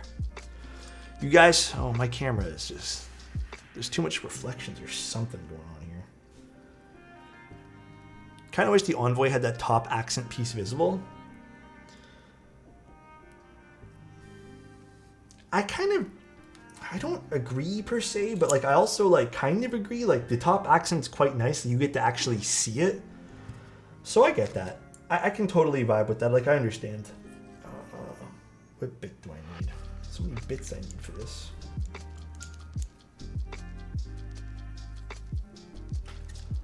Is there a top mount for this board? No, this is just lattice block.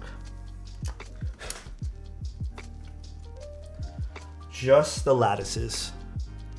At least I don't think there's a top mount for this. Nope, no top mount.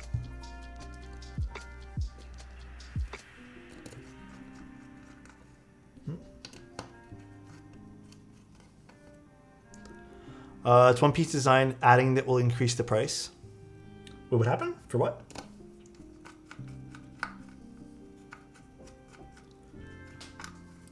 What's going on? Why can't I screw this in? Am I like not aligning this properly?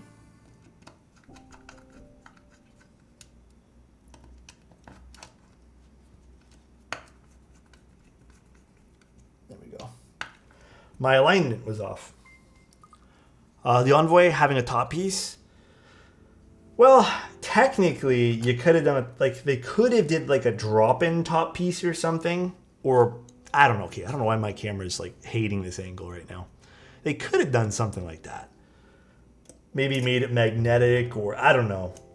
But I kind of get, again, I don't, the Envoy for what it is, I still think is a fantastic board, so I'm all for it. So here would be the top accent on the top over here, guys. See that shiny piece? You would screw it in with the 2 bits over there. This is that mid piece over here. You can see the 76 screws.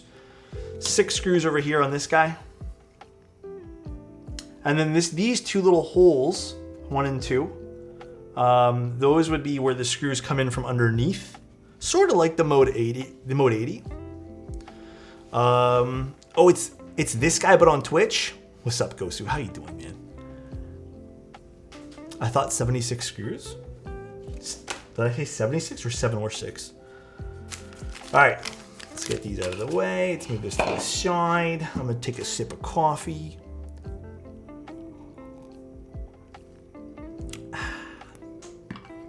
And let us get our lattices. Thank you, guys. I appreciate the Prime. Thank you, thank you. Oh, Souls, thank you, man.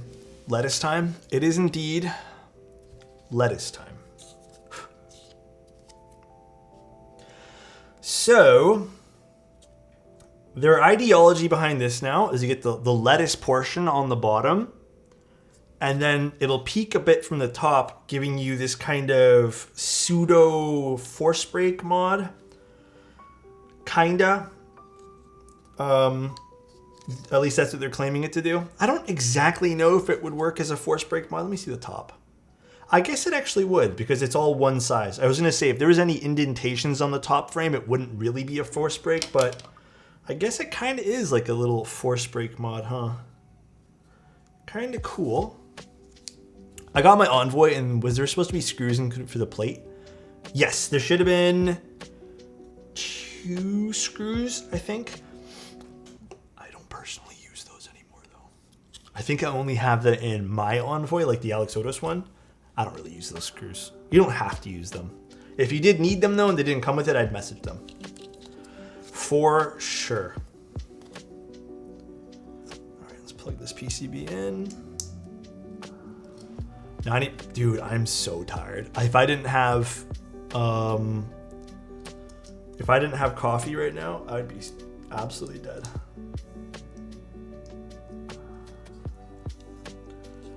Alrighty. And I think this just gets pressure fitted in here.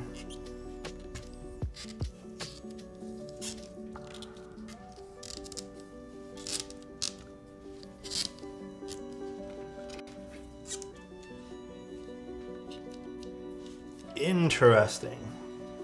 It's like a little bit of an O-ring fit. Huh. No foam? No foam right now. Absolutely none. Case lube?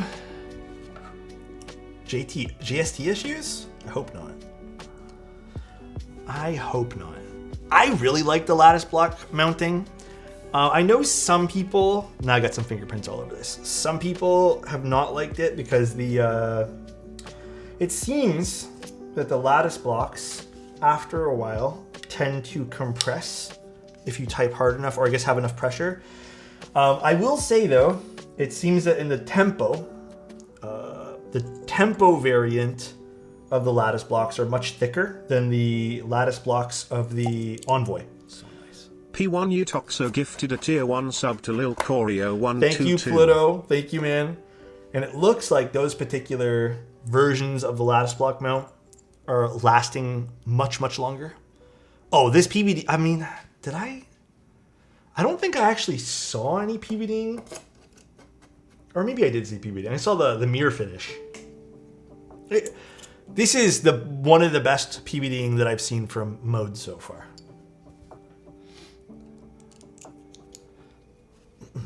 Absolutely one of the best.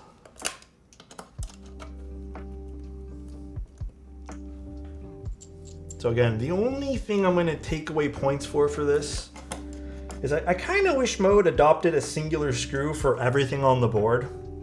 I know it's not like a big deal to some people, but it kind of low-key is a big deal to me. I would just prefer to use like one screw bit, and you can see they've included, with the exception of a Phillips screw, let's just say that's just for the stabilizers. There is 4 different screw heads here they've included. This is the only thing that's really bothering me right now. So I guess we'll see.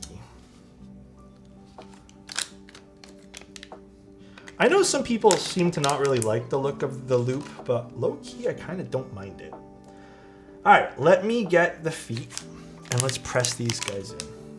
So these just press in. Oh, that is very easy to press in. This definitely look like cassette tapes to me.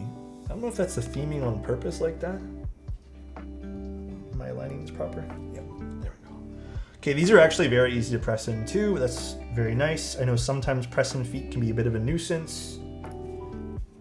Oh yeah, these are fantastic to press in. I am glad people are getting over the adhesive stuff. I am so happy about that.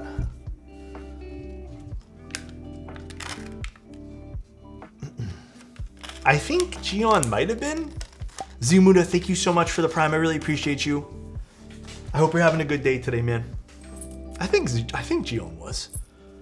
He kind of, if not, he popularized it for sure, right? All right, here's the thing. Mode sent me some caps. I'm going to use those for a different board. I think I want to show off the Lotus caps on something else. I have some ideas for this. Here. I was thinking either, because this is actually my set of this because I liked it so much. Or Hootie. But I kind of think this would be really, really nice. I also have Indigo and Night Runner. Reagan sent over a Night Runner, so these are all sent over from Space Cables. But kind of feel like red Cyrillic's the move. I don't know if Hootie would look like the best on this board. I don't know if Night Runner would look good on this.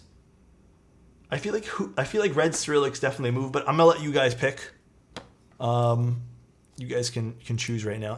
I want to hear this with GMK caps simply because I feel like that's kind of like my benchmark for what I use for a lot of things. And if I use something different, it's gonna kind of throw me off today. So I did redeem. I pick Cyrillic. You didn't redeem nothing. We'll do Cyrillic then. Cyrillic. Here, I'll do a poll. We'll do a poll, and then we can do the keycaps. Red Cyrillic, and then we'll do Night Run, and then we'll do Hootie. You guys have 1 whole minute to vote. We'll do a poll. We'll do a poll. Yeah, I am tired, though.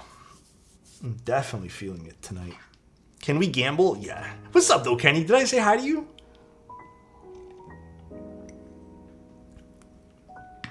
When I do all blacked out builds, I kind of prefer to use like all black keycaps too. I just think it looks so clean like that, you know? Everyone's down for red Cyrillic? Hell yeah, bro. All right. We'll do gambling here once the voting ends. Hey, you guys can inspect the case right now here. Inspect it. The shipping package had no damage, just as an FYI. So nice. Alex OP, thank you so much for the 23 months, dude. I'm not turning it upside down. You know, it looks like it's solid, but you know what? I'm not going to like put ideas in your head. Okay? So let's do predictions. You guys will have 1 minute for this. You guys know the rules. Will this set be messed up? Yes or no? We'll do 1 minute. 1 minute to put your points in, guys. 1 whole minute. See if they sound messed up? No. Dank, thank you so much for the Prime, man. I appreciate you, bro. I think what we'll do, though, guys, if you guys are up for it, I kind of want to take this PCB assembly and then just stick it in the Penrose one. So after we're done putting the caps and we do like a little sound demo and see how it feels and stuff, definitely has some of that flex. Not quite as flexy as the Envoy, just at first glance or first feel. But then we'll do a little comparison to the Penrose. So far, just to kind of get you guys up to date with this is the most expensive version. This is $599 for the brass PVD'd stuff. It has technically 3 brass pieces and a bottom frame and a top frame with that, you know, mid accent in the middle. This is 19.5 millimeter front height. So I would say this is on the higher side of some of the more comfortable keyboards, if that makes any sense. I think 20 mil is my tops personally before you start to need a cherry lip or a wrist rest. And I'm not a big fan of wrist rests personally. So, oh shit, I didn't get to look at all the results for the predictions. All right, well, we're going to open it now. Were more people saying it was going to be? Like, fuck, I forgot to look. Now I'm curious. Okay, let's open this thing up. Ooh, that damage on that corner, I thought that was just the plastic. Maybe that's not a good sign. But it's just the corner, though. That could have just been crushed a little bit. I didn't shake anything at him. All right, let's see.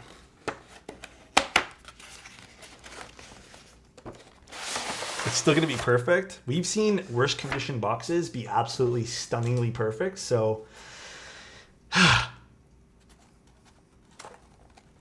no. Here we go. First row looking crisp. That is very clean. That is very good. Getting a little dicey now. Getting a little dicey. No, that's fine. It's still in order. That's fine. That's fine. That's fine.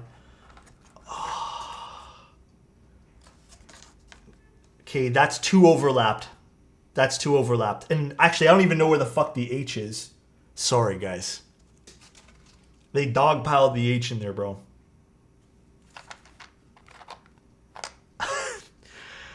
Oh, man.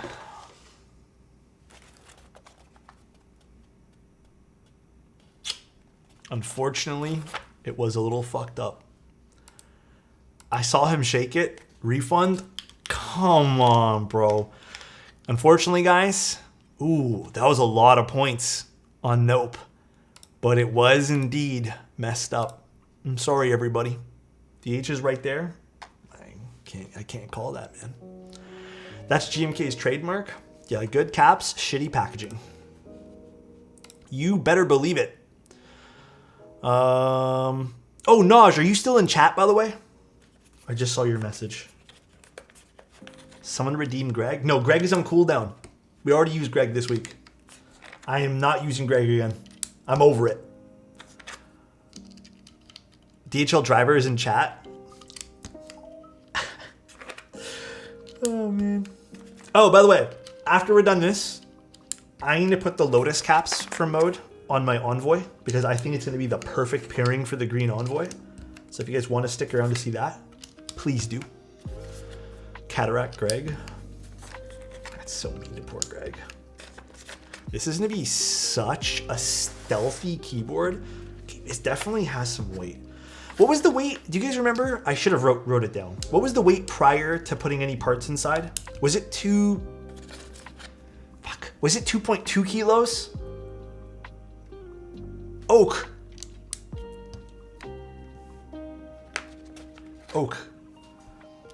I know I told everyone to stick around to watch me put some keycaps on later, but hey, bro, if you were here next to me, I'd stick around forever. You know what I mean? I hope you're having a great day today. Love you, dude.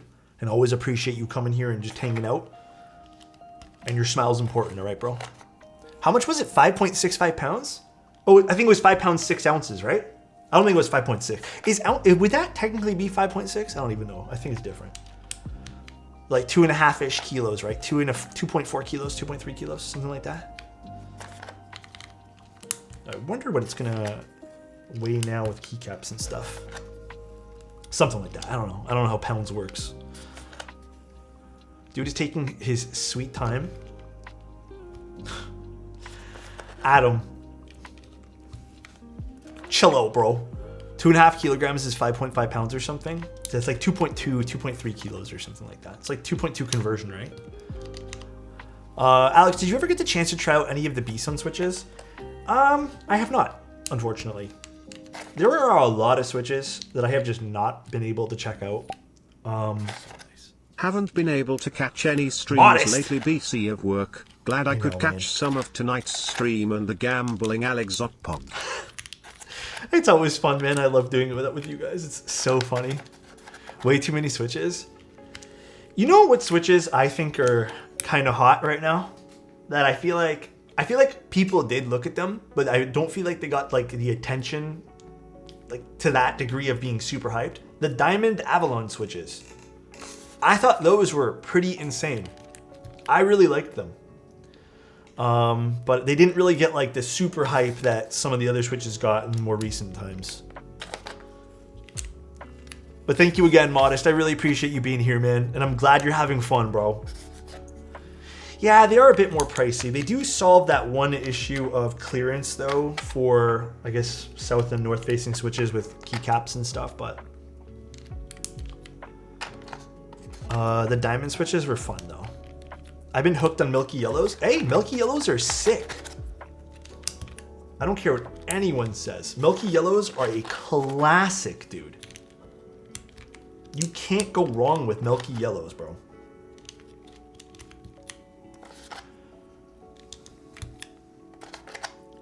Minus keycaps isn't pushed in all the way.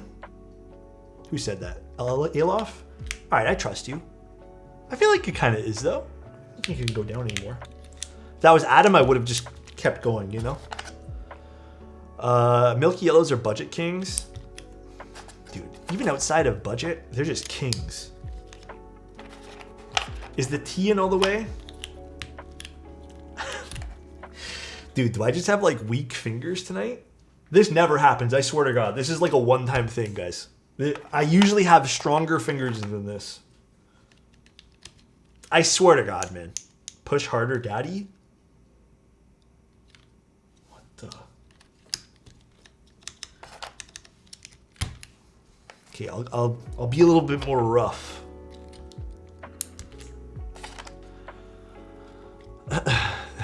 This never happens, Adam. Yeah. Is the D in all the way? Okay, guys. Is the D in yet? Okay, guys.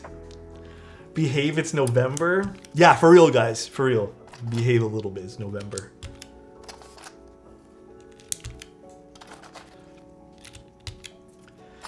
I am curious to see the Penrose edition versus this edition. I kind of want to see if the... Like, I truly am curious to see if the extra, I guess, money invested into the brass. I know the styling is definitely different too. Like, I kind of really like the PVDing on this. I think it's super hot in that accent piece. But I am very curious to see. Insert goes... No. Insert goes there. I failed No Nut November the second I clicked on stream. God damn. These are just GMK keycaps. I want to just use GMK keycaps because I feel like we use GMK keycaps for all of our builds. And I feel like that's kind of like the standard I've set. So I feel like it would be unfair to use something else, and then we can try other keycaps another time.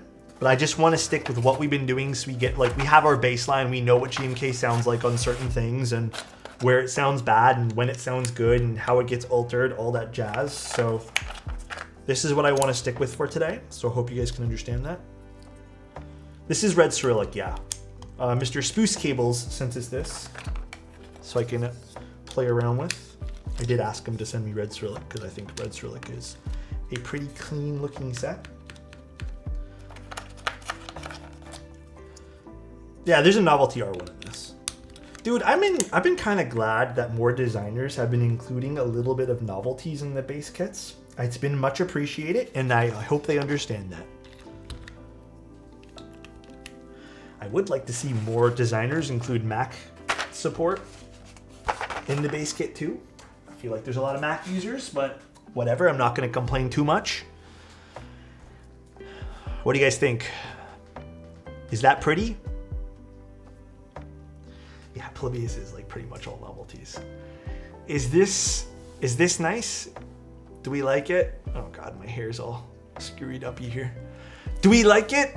So clean, looks amazing. Really? Okay, for me right now, because I'm using Apple, like the Kaze has its limitations. I kind of miss having the key in the middle. But for Windows, yeah, I'm a big Win keyless fan. All right, let's take a look again from the top view here. There's gonna be fingerprints on this, guys. I'm so sorry. Darth Vader themed? Yeah, definitely. So they have the top accent again. It's recessed a little bit. I guess my only concern here is it might collect a bit of dust if you have a dusty room. Like, I have a pretty dusty room, to be honest. So I guess the solution there would you need to use some sort of air blower, which most keyboard people probably already have. But just to be aware, it is recessed in a little bit. That might be problematic for collecting dust. I love the seam here, including the the little mid accent piece. Love, love, love that. That's so pretty. Oh, this is heavy. Very, very nice. And then ignore the fingerprints, but we have the accents on the back. You guys want me to wipe it down? No, fuck it. You guys have to deal with my fingerprints. It genuinely looks nice. I'll be honest, I was a little hesitant that I'd like the bottom and stuff.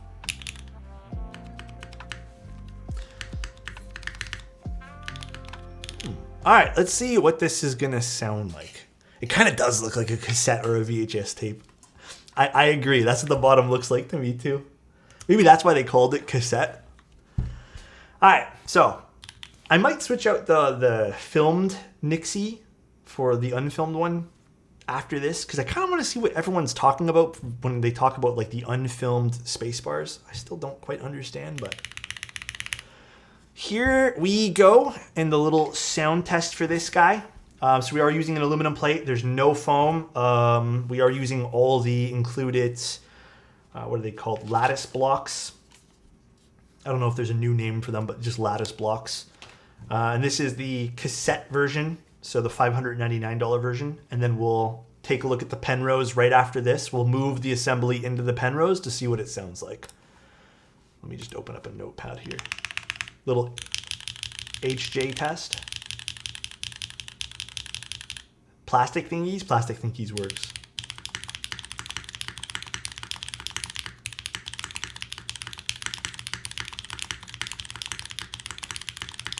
Ooh, the spacebar is very different.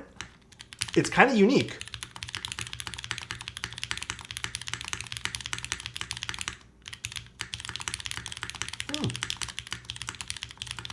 I do want to touch up the spacebar stabs a little bit, so just give me 1 second.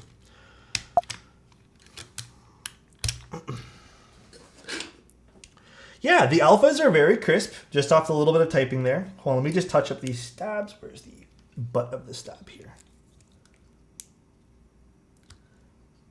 And this spacebar has like a really nice deepness to it. I like that. That's quite nice. All right, and then I want to just swap this out.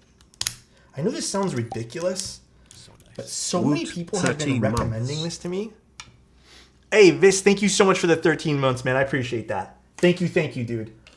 Everyone's been saying use non-filmed Nixies for the spacebar. I still don't quite understand why. Because I've done some Nixies with filmed spacebars that sound... I mean, it sounds exactly the fucking same to me. Does it? Fuck, I don't know. I think it's just because I lubed the stab. That's probably why it sounds different.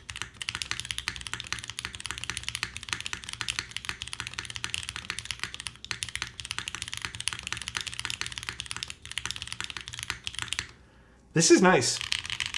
And this is not using long poles, by the way. So with long poles, I can imagine this being like pretty in your face.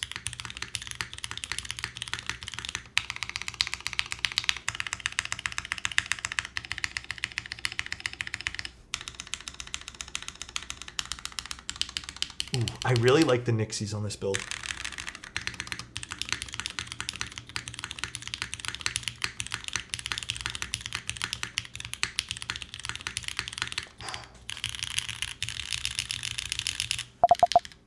Sorry guys, let me unplug this.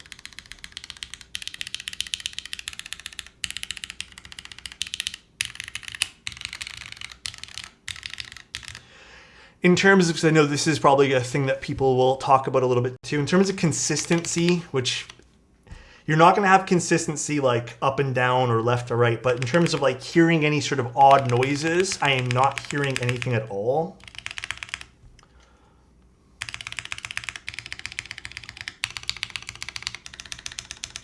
There's no odd noises. I think this is a better implementation of their lattice amount, and it does have a little bit of bounce to it.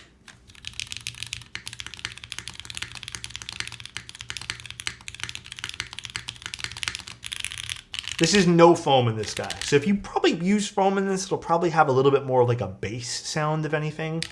You know, that typical foamy thing, right? It's very crispy. I like this a lot.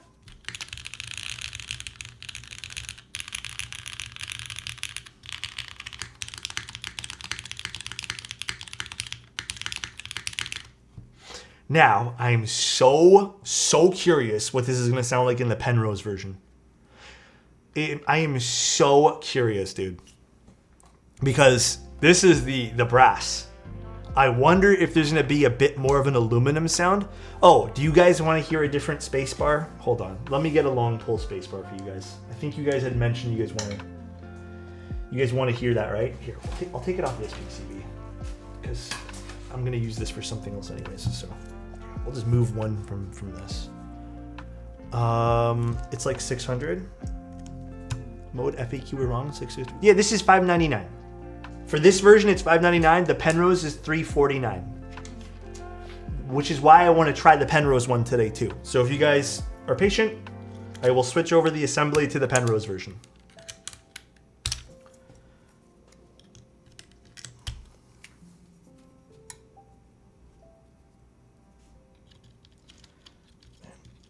I'm kind of nervous to see what this is going to sound like with the Obscura.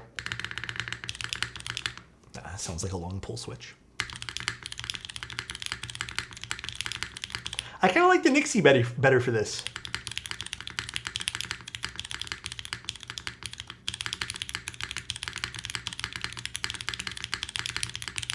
Yeah, I prefer the Nixie a lot more than this one here. Maybe the Nixie would, maybe the long pull would sound better on the carbon fiber. But I think the cherry switch has a lot more character on this board. This one here is a bit too harsh for this particular board. I'm kind of glad we went with the cherry switch here. So I guess now we're going to switch to the Penrose build. So if you guys give me a moment, we're going to grab that. We'll take it apart and go from there. This is nice, man. I like this a lot. It's not too bright. I feel like this is a good overall sound signature. This is very balanced, I feel. Oh, dude, the weight difference. Yeah, before I forget, let's do that too. Where did I put the scale? All right. So it was 5 pounds, 6 ounces before.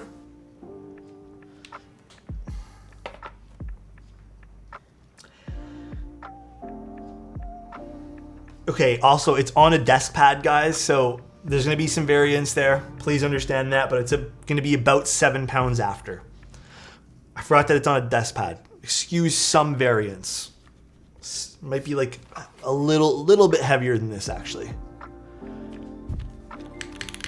What do you guys think of this? Do you guys like the sound profile of this guy? I'm gonna get the Penrose version while you guys. I like it a lot. Hi. Hi, how you doing, Nine? Again, I'm just gonna say this because I think mode's here. My only small gripe is it's small. It's nothing like it's not gonna make or break the build.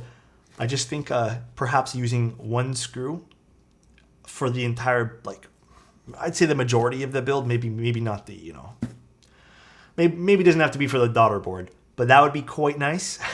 Using one screw head for everything. Kind of a little bit simpler to not like having to go through a bunch of different bits and fumble with those, and I feel like it just kind of adds to the build experience if it's a little bit cleaner, Hope that's okay for me to say.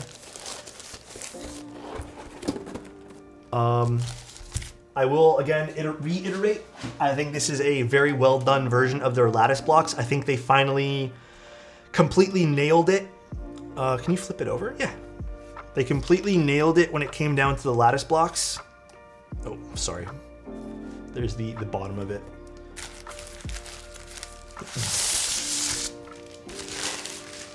Penrose edition now. See, now I have to use a bunch of different bits. Wrong bit. Oh, wait, I'm missing a screw here. I'm sure it's somewhere. Penrose is very beautiful. I really like this color. Low key, if they let me keep both of these to fool around with, I might actually swap the accents eventually down the road.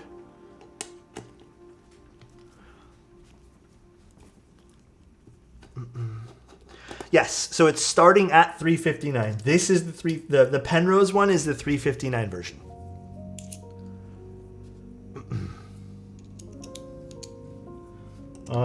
Adam, I can't really speak on why it costs an extra $250 for the brass, the PVD brass. It is a big chunk of PVD brass, and there's 3 pieces of it, so maybe the quality control there is, maybe that kind of adds to it, but I'm not quite positive for all the logistics there, I suppose. I think the circular feet are kind of interesting. I do agree. I'm more of a squared off guy in terms of visual aesthetics. So For me, I would have really liked, this is all my opinion on just design and stuff. I think it would have been really clean if they did this more of like a square with big square feet. I think that would have been really cool. But I also don't mind the fact they did something around it. It's a little different. It kind of has like a, truly a cassette theme. But, yeah, I mean, I think it's just a matter of preference at that point.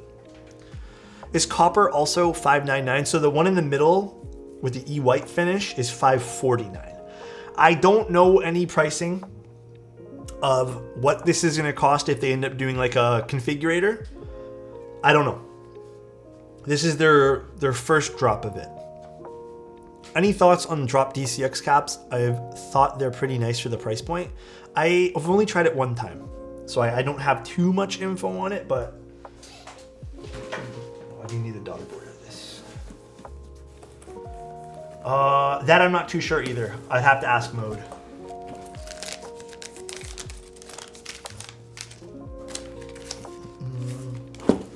I don't hate it for being $599. I think I would have been a little bit more comfortable at like $50 less for me. But I don't hate it. They did, like, if the QC is this consistent, I know my fingerprints are on it, for all the PVD parts, this is very, very nice PVD. So I don't hate it for being the price, but I think the QC, and Mode's been pretty good about that. The QC will have to be out of this world for all the PVD parts.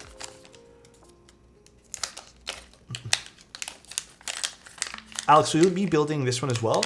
I'm just going to move the PCB assembly in just to see what the all aluminum one sounds like, because I think that would be quite interesting to see, to kind of decipher, But I'm curious. I am very, very, very curious. The cassette is so pretty. Yeah, I do agree. Now, I personally like the crema a little bit more in terms of, colorways and aesthetics and stuff, but this is more my thing. I'm a little bit biased, but the all blacked out builds, I think they're fun if you have like one or two of them in your collection, but eventually they become a little bit of like a repetitive thing, sorta, if that makes sense.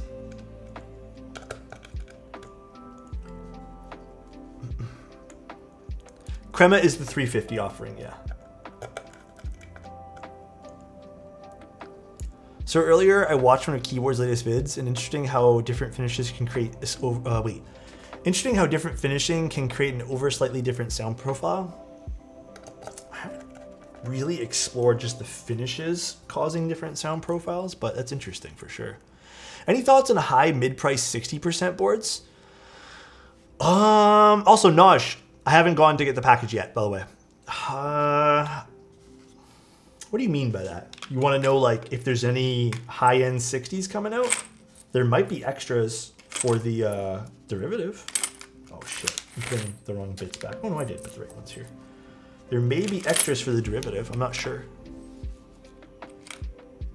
That might be a thing. If you can get an ARC 60. The ARC 60s are insane, man. ARC 60s are pretty damn good. Induction 80. Oh my god, you guys are crazy, man. You guys are funny.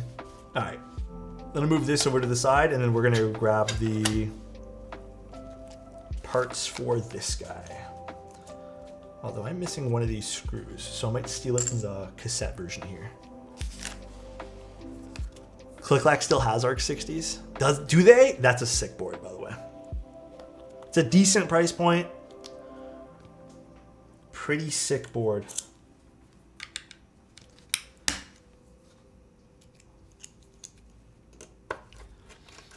I traded a PC gaff for a black derivative. Was the black derivative like the limited one, or was that part of the regular offering? I can't remember. I think there was like a limited friends and family derivative, or some rare derivative of some sort. I just can't remember which one it was.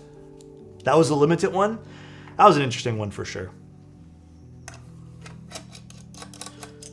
All right. And just like I predicted, I mean, with any PVD build, they're going to be fingerprint magnets. So if you guys hate PVD, or hate fingerprints on things, PVD might not be for you. Okay, I can't get this one screwed up. Let's flip it over.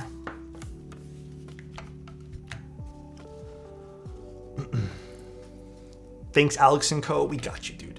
I hope it doesn't bother anyone that sometimes I miss messages, but I try my best to get everyone's message. Sorry if I'm a little bit scatterbrained with messages sometimes. All right, let's move this over to this side. I'll put this just on the case.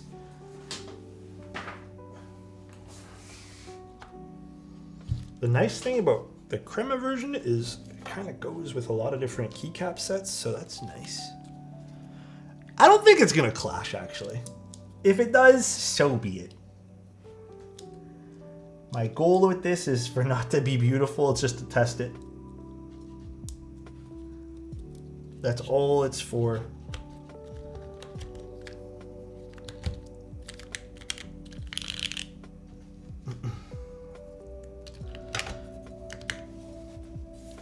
What am I feel like I'm gonna like this one more. Okay, my prediction is I'm gonna like this version more than the big honking brass one, you know? I have a feeling, man.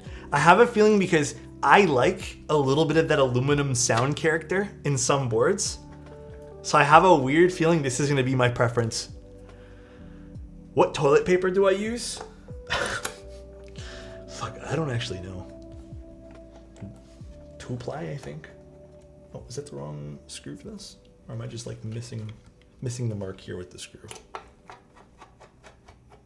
Hold on, guys.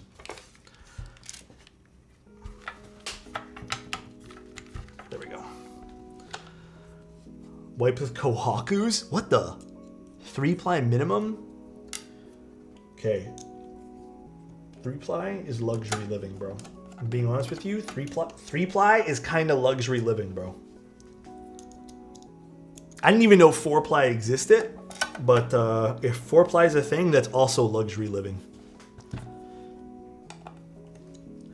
One day I'm gonna buy a bidet though. That's my next life purchase.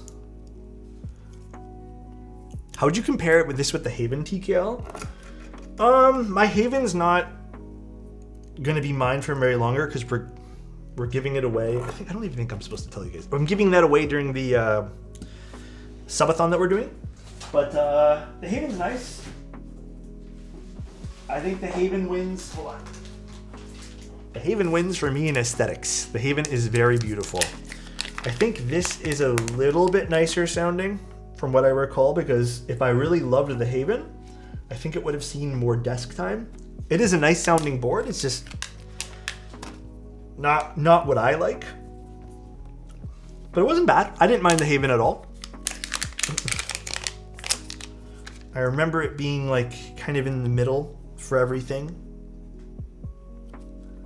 Oh, am I like misaligning these? There we go. Perfect.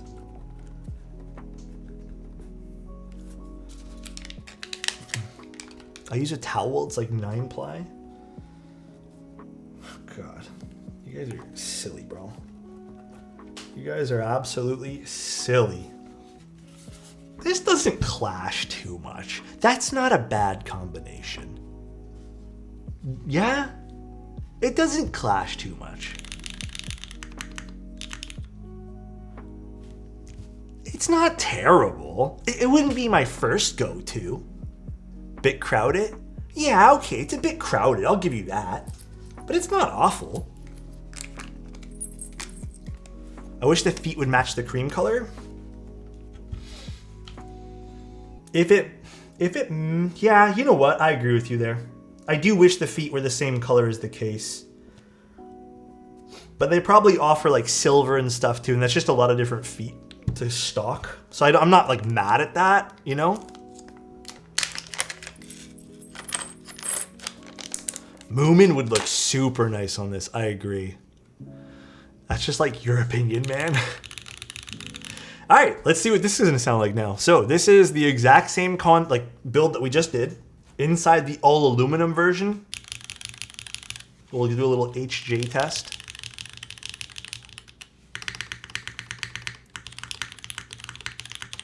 This sounds nicer to me. I'm sorry, guys.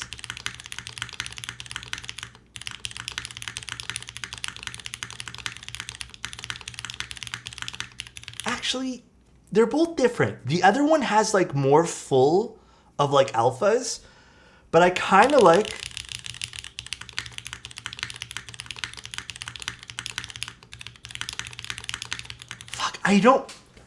I like this one more. I'm gonna be honest. I think this is the nicer one out of the two sound profiles. This is more for like what I like.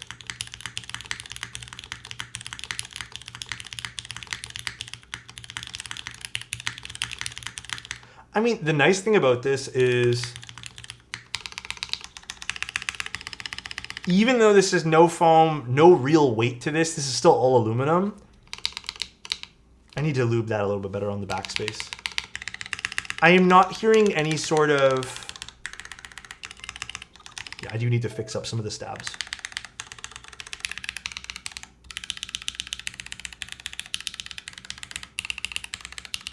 I think the brass one wins for like the nav cluster. There's like the up arrow is not my absolute favorite, but I like the rest of the nav cluster better.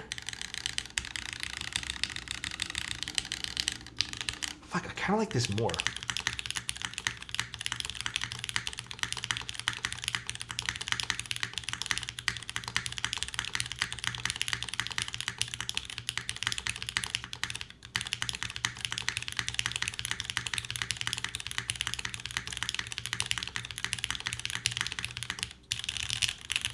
Yeah, I like this. I like this more, the all aluminum one versus the brass. You know.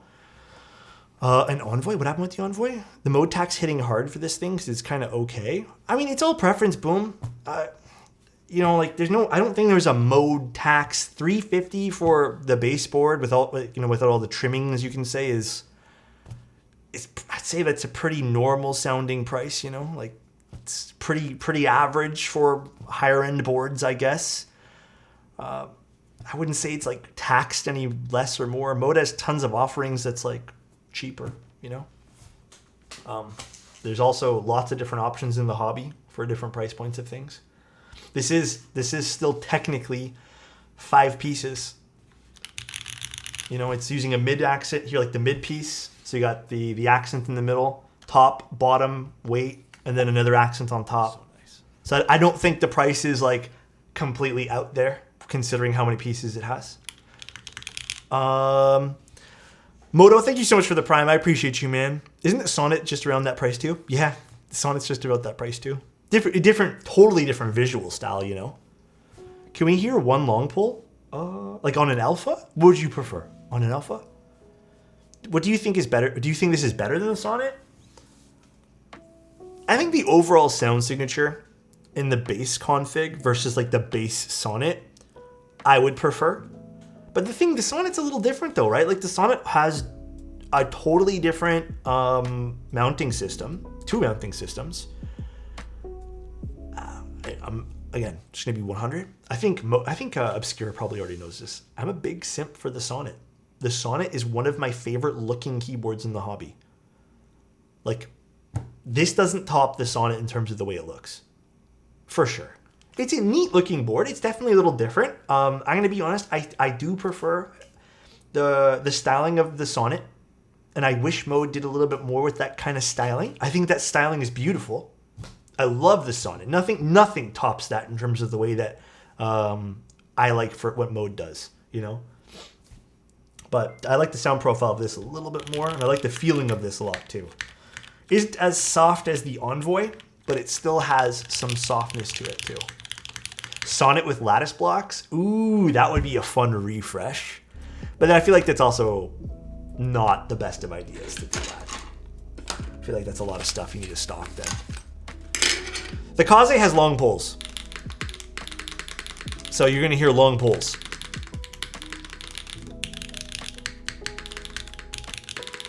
So it doesn't really make sense to compare the two.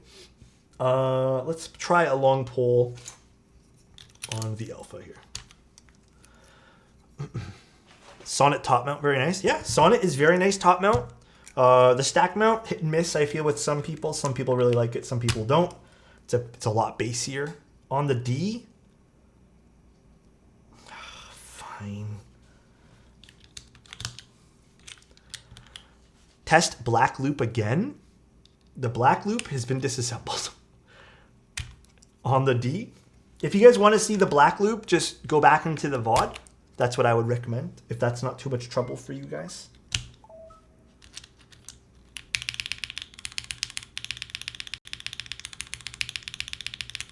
I like the Nixies more. The Nixies make more sense in this build for me.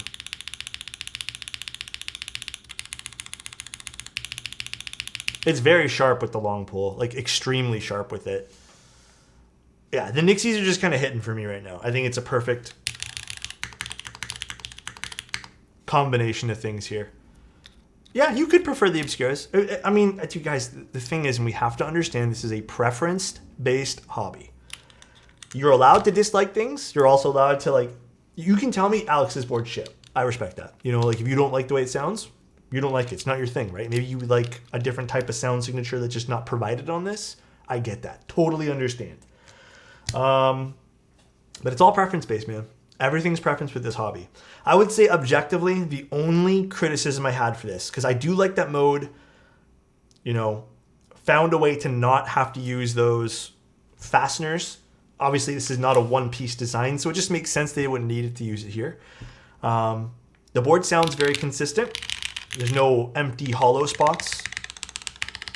Kind of like some people thought about the Envoy, which I personally still don't really have those spots in my Envoy, but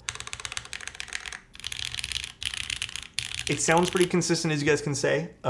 But styling-wise, I have a feeling this styling is not going to be for everyone. So yeah, could be hit and miss. I don't mind it. Again, it's not my favorite looking mode board. I think the Sonnet is still very hard to top, but it does look quite nice. I like the crema color with the rose accent.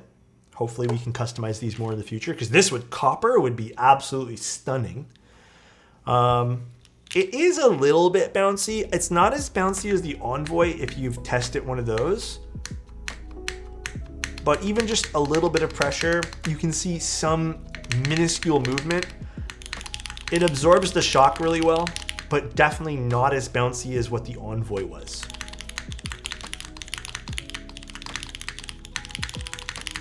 I also very much prefer the all aluminum one versus the all brass one. I'm curious to see what this weighs. A bouncier TKL? Ooh, I don't know what's a bouncier TKL off the top of my head. Yeah, TKL. Let me just turn this off and on. Damn, what is a bouncier TKL? I'm not sure, guys.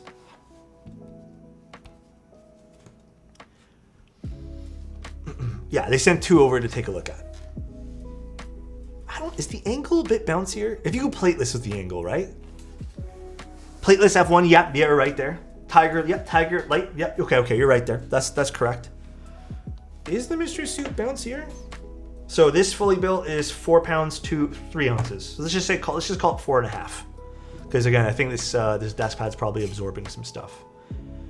So for it's about 2 and a bit extra pounds of brass, 2.5 pounds, a little bit more of extra brass for weight wise.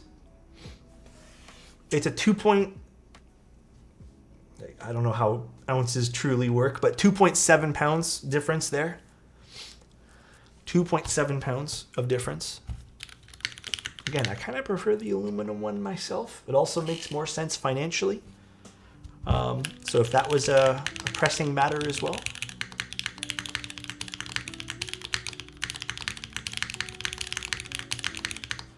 Fruit Loops colorway in the next drop maybe mode. That'll be interesting. I wouldn't look at it as pure weight. You have to also look at it, a QC of the finishing, the cost. I don't know how much brass actually costs right now. But I mean, hey guys, I'm going to tell you this. I do think $600 is a lot of money. If you like the $600 version, and don't let me tell you otherwise, but they do offer the $350 version, which I feel personally sounds a little bit better. So Don't let this deter you from picking up the more expensive version. I think the $350 version is actually quite nice. I actually prefer it over the $600 one. So it's totally up to you when it comes down to that. Yeah, if you feel like the brass is worth it, go for it. Here's the thing, if they only offered this at $600, yeah, I'd have more to say. But they're not, right? They're not offering it. It's def the Mode 80 successor. I can see that. Yeah, for sure. I would pick this over a Mode 80 for sure in terms of the way it sounds. Looks wise though, I don't know. I kind of like the fat forehead of the Mode 80. No, this version is $350, Bruno. Okay, so let me explain one more time. This version is $350. The black one with all the PVD brass pieces is $600. So $599, $600. Call it $600. This is $350. And then the one in the middle, which I don't have to show you guys, is the one with copper, but it's also E-coated, which I think this is also E-coated too. That is going to be $550, which is also kind of up there too. And I actually would have preferred the $550 price point for the all black version, but 3 boards being more than $500 is kind of shitty though. I'm hoping what Mode does, because this is the in-stock drop, I'm hoping for the more customizable drop, if that's a thing. We get to see more of the color choices being under $350 or about $350. To me, that makes more sense. No, there's no customizing it for the first one.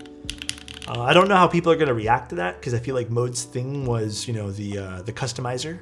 But it seems like they just want to do a small in-stock Gargle drop. Peanut Butter gifted a tier 1 sub to the Captain Sterling. Thank you, Gargle. Appreciate you, man. It seems the in-stock release is kind of an IC type deal. Sorta, like a living IC, like to see if people actually want it. But we'll see. Why is the black more expensive compared to the white one? The PVDing. The PVDing on it is why it's costing $50 extra there. I don't know. I don't know raw costs of these things. I don't know what it costs to PVD something, but usually when I've seen PVD keyboards, it's usually a premium of about $30 to $40 to $50. So 50 being kind of on the high end for this one. Problem with the prices, they messed up and had $389 on their FAQ and Discord on the website and just changed this recently. What did they have it as $389 though to start? Because to start it's $349 though. That's where I'm a little confused. Dawn. Good PVD is expensive. Yeah, I know that there's shitty PVDing for sure. There's like absolute dog shit PVDing that have been like, I've seen some really bad PVDing keyboards for sure. To start black and copper, what I think, they had all listed for $389. The all black was $389. Let's see. There it is, archived. Where's the pricing at the bottom? I don't know. To be honest, guys, I don't know. I didn't see this beforehand. Perhaps that was an error on their part. I'm not too positive. I would have to wait for Obscure or one of the guys from Mode to talk about that, but I am not too positive. Error on pricing? Could have been an error. It was $389 for a month.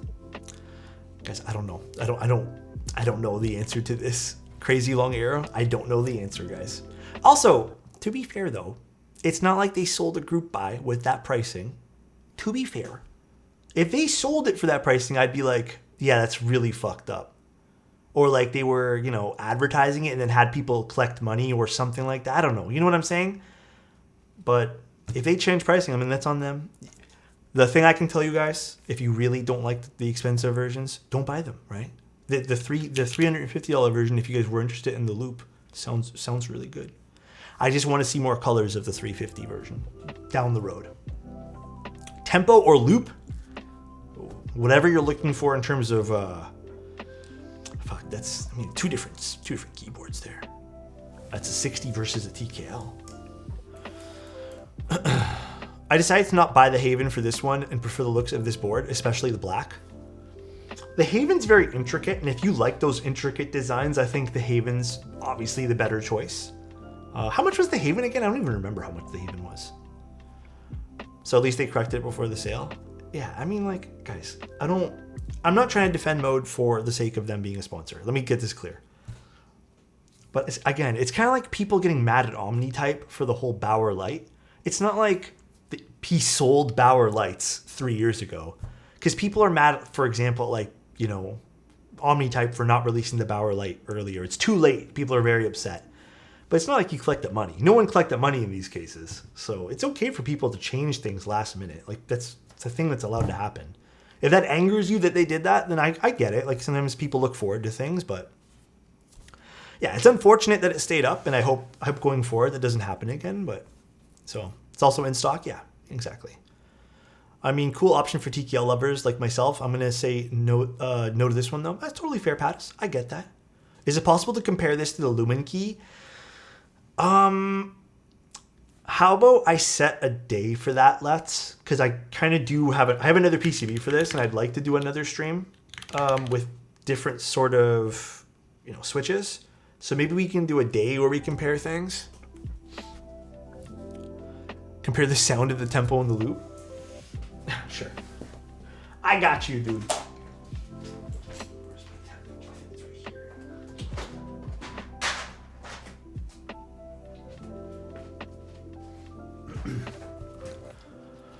Have you built an F1 V2? I think for clients I have. I only own an F1 V1 technically.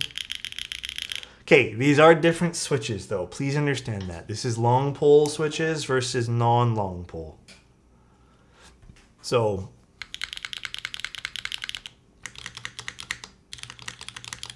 hold on, let me do this first. Let me do one at a time here.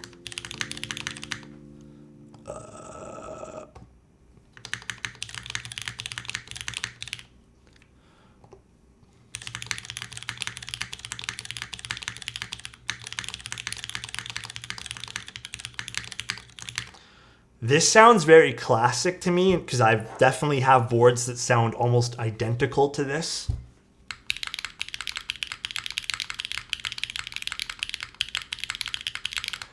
This is very long pole sounding though. Like you have to, this is like peak long pole switches. So it's going to be two very different sound profiles. This is definitely like, you can tell these are cherry switches.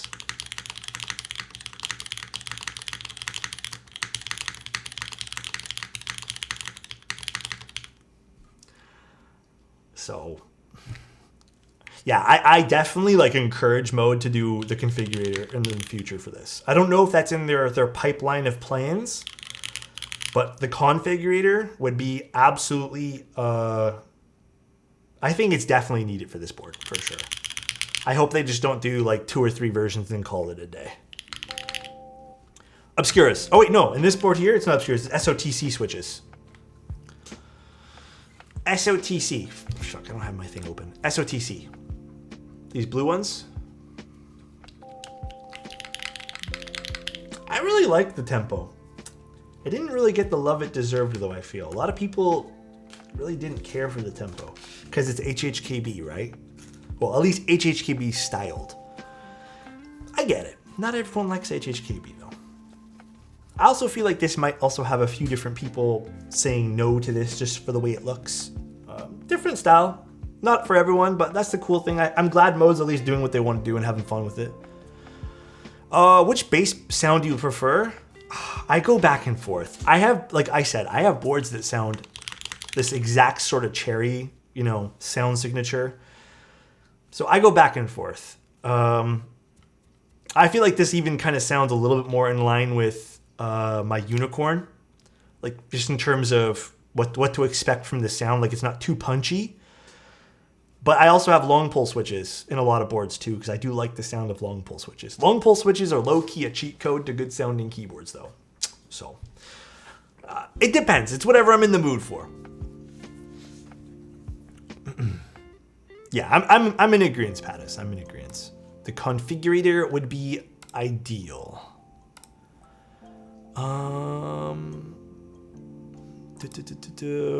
But how are you guys feeling about this? The base version, let's say. Do we like the base version? I would like to see more colors in the future. I understand, and I hope you guys understand too, this is a, I guess, an in-stock drop that they're doing. But I definitely want to see more configurations of the all-aluminum version in the future for sure. It was worth it, Frankie. I'm glad you liked it, man. Base version is solid. Yeah, base version is solid, absolutely solid. You know what? I will say that again. I kind of feel like the top end version. If they did the top end version at like 550, and then the area version at like 475. Again, these are just the in-stock ones and the first ones. I think that would make a lot more sense, but we'll see. We'll see going forward. My only other complaint is I like more colors outside the 3 case colors they showed so far. I hope they do. I think they probably will do if they end up releasing this as a more, pre-order. If they do the typical mode pre-order configurator type thing, maybe these are also just some like early adopter pricing. But I didn't ask that question. I didn't think to ask that. I apologize, guys. It sounds like the Tempo is the softest typing experience. Tempo is definitely the softest. So if you look at the Tempo, it literally does not take much at all for this thing to move. Out of all the lattice blocks, this is the, not stiffest, but the least soft. This is the softest. Envoy's in the middle. I think this kind of almost feels like a very, very soft top mount in a lot of ways. That's what this kind of reminds me of. Yeah. What's the best balance of flex and clack as far as plates go? If you're looking for that, you're probably looking for carbon fiber. I want to show this loop, so I have 2 mode TKLs that were limited runs and have designs locked into the time. Yeah, I think that would be really fun, AAA. Well, I hope that answers questions. I hope this was also critical enough for you guys as well. I don't know what else we could be critical of. We've talked about the pricing. I think we've all kind of agreed that it's, definitely a little bit pricey for the top end, but the base one seems like it's a good price for being a 5-piece design, and I'm happy with that. Design language, I feel like that's just a preference thing. I'm not going to comment on that. Like that just, if you like it, you like it. If you don't like it, you don't like it. I kind of don't mind this, but I also do wish it was more squared off. I'm more of like a square kind of guy with these type of things. And then I think the only other thing was the screws. I wish there was one screw bit for everything. But other than that, very comfortable typing experience. I don't mind the 19.5 mil front height. I think that's still comfortable, in the realm of comfortable for me. I like the top-facing accent. I like that kind of nod to the sonnet with this on the top. I like that a lot. And I do like, I think this is the first mode board with this, that they used a accent along the sides. I like that too. Alex, you're great. Appreciate the work and input. Appreciate you guys for being here. Non-keyboard question. Do you like the feel of writing with your popping pen? I do, but I wish I picked up the thicker, I don't know what to call the tip of the pen there, the nib. I don't know what to call it. I wish I picked up the thicker pen point, whatever. I got the thinnest one thinking I'd like that, but I don't like it. But you can buy them. They're like $10 or something to pick up different ink cartridges with different thicknesses on the tip there. Hydrate. Thank you, Pluto. Weren't you going to show us? Oh, yes, shit. Hold on. I got you guys. Let me show you guys. I don't know if I'll put them on the keyboard right now, but I feel like we went way over time. Filament? Is that what it's called? A filament? It's not fixed. How is the USB-C port on the loop? I'm looking at getting a custom cable. Oh. It's a little bit recessed. Actually, this one is a little bit more than usual, but it's I would say it's pretty forgiving in terms of how spacious it is around it. You know, you got some room to play that there if you end up getting a custom cable. I wouldn't get one with one of those chunky ends though. Those chunky ends might not fit. Those chunky ends are not even good to get for custom keyboards because a lot of the times the custom keyboards with those chunky ends don't work with a lot of the keyboards. All right, this is the new mode set here. Where does this rank in terms of most recent releases? Interesting. If I'm going to talk about just the mode lineup, I would personally say this is above the Mode 80 for me in terms of sound and feel. I also like this a little bit more. I do like it a little bit more than the Sonnet in terms of sound and feel. Design-wise, I would say this is one step above the Mode 80, but it's beneath. I would say design-wise, this is not like my favorite one. I don't know how to rank. I'm not going to rank them all, but like I don't think this is my favorite design-wise from Mode. I still like it. Looks nice, but I love the tempo. I love the Mode 65, and I really like the Mode Sonnet. I do like this a little bit more, just a tiny bit more than the Envoy though, because I do feel like it has the Envoy side profile to a certain degree, and then it has an accent on the top which you can actually see. So I kind of like that more. But definitely one of the nicer sounding and feeling keyboards in more of the recent Mode releases.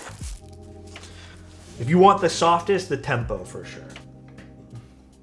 I'm actually very surprised that Mode didn't do a one-piece design. Actually, I don't know if you technically could. Actually, you could technically, it'd just be non-exploded. Or just something along the lines of, I don't know, that wouldn't work. Never mind. I'm stupid. The set is actually kind of hot. This one or this one? Does it have a side accent on the top? This one here has the accent along the edges here, yeah. So you can see that it has the color in the middle too, which looks really pretty. I'm a big fan of seams on keyboards. So if you can incorporate some fun design in a seam, I'm a big fan. Actually, this would look sick with the Crema one. We'll put this on the Envoy tomorrow, because I'm going to be streaming again tomorrow anyways. Is the color right? Dandy looks a little different to me. This is... my cameras have a little bit, just a slight bit of coloration to them. Like, they're not the most accurate things in the world on terms of stream. I'll take some accurate photos, and maybe I'll add this to the Mode keycap page that I have on my website. So we'll take some accurate stuff afterwards, like some, you know, proper lighting, all color accurate stuff afterwards. Vantage build? Yes. Ooh, that's gonna be a nice one. That is gonna be a fun one, bro. All right. Was there anything else anyone else wanted to know about this in terms of like what I think? I think we've covered all of our bases here. We've been, I think we've had enough like recovering things. Actually, I think if they were to make an Envoy in Tempo V2, maybe use a two-piece design. Yeah, I mean, definitely. But I do kind of like one-piece designs. How does it taste? Probably pretty good. Is there a certain type of plate you'd recommend with long pulls? I still think aluminum, but if you didn't want to hear too much of the like metal sound, I guess, which I like, probably carbon fiber or something like FR4. Yeah, that's what I'm going to probably do tomorrow, Knit. I'm going to probably do the keycaps on the green Envoy. Can I hear the sound again? Yeah, for sure, Big Bezel Bob. Got you, bro.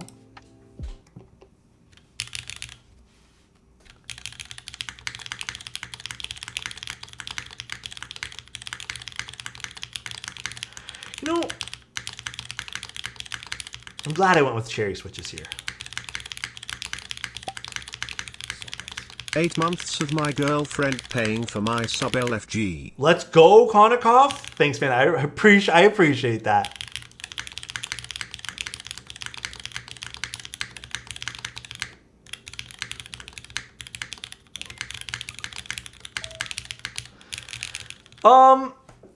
Let me put it this way, Don. I only use a handful of TKLs these days. I need to reassemble my Ori. That's the other one I really liked using, which also has cherry Nixies on it. Again, just to clarify, this is not because of any affiliation with Mode, but I'll probably keep this one here on my list of things to do, to keep and use too. I like the way this feels and I like the way it sounds.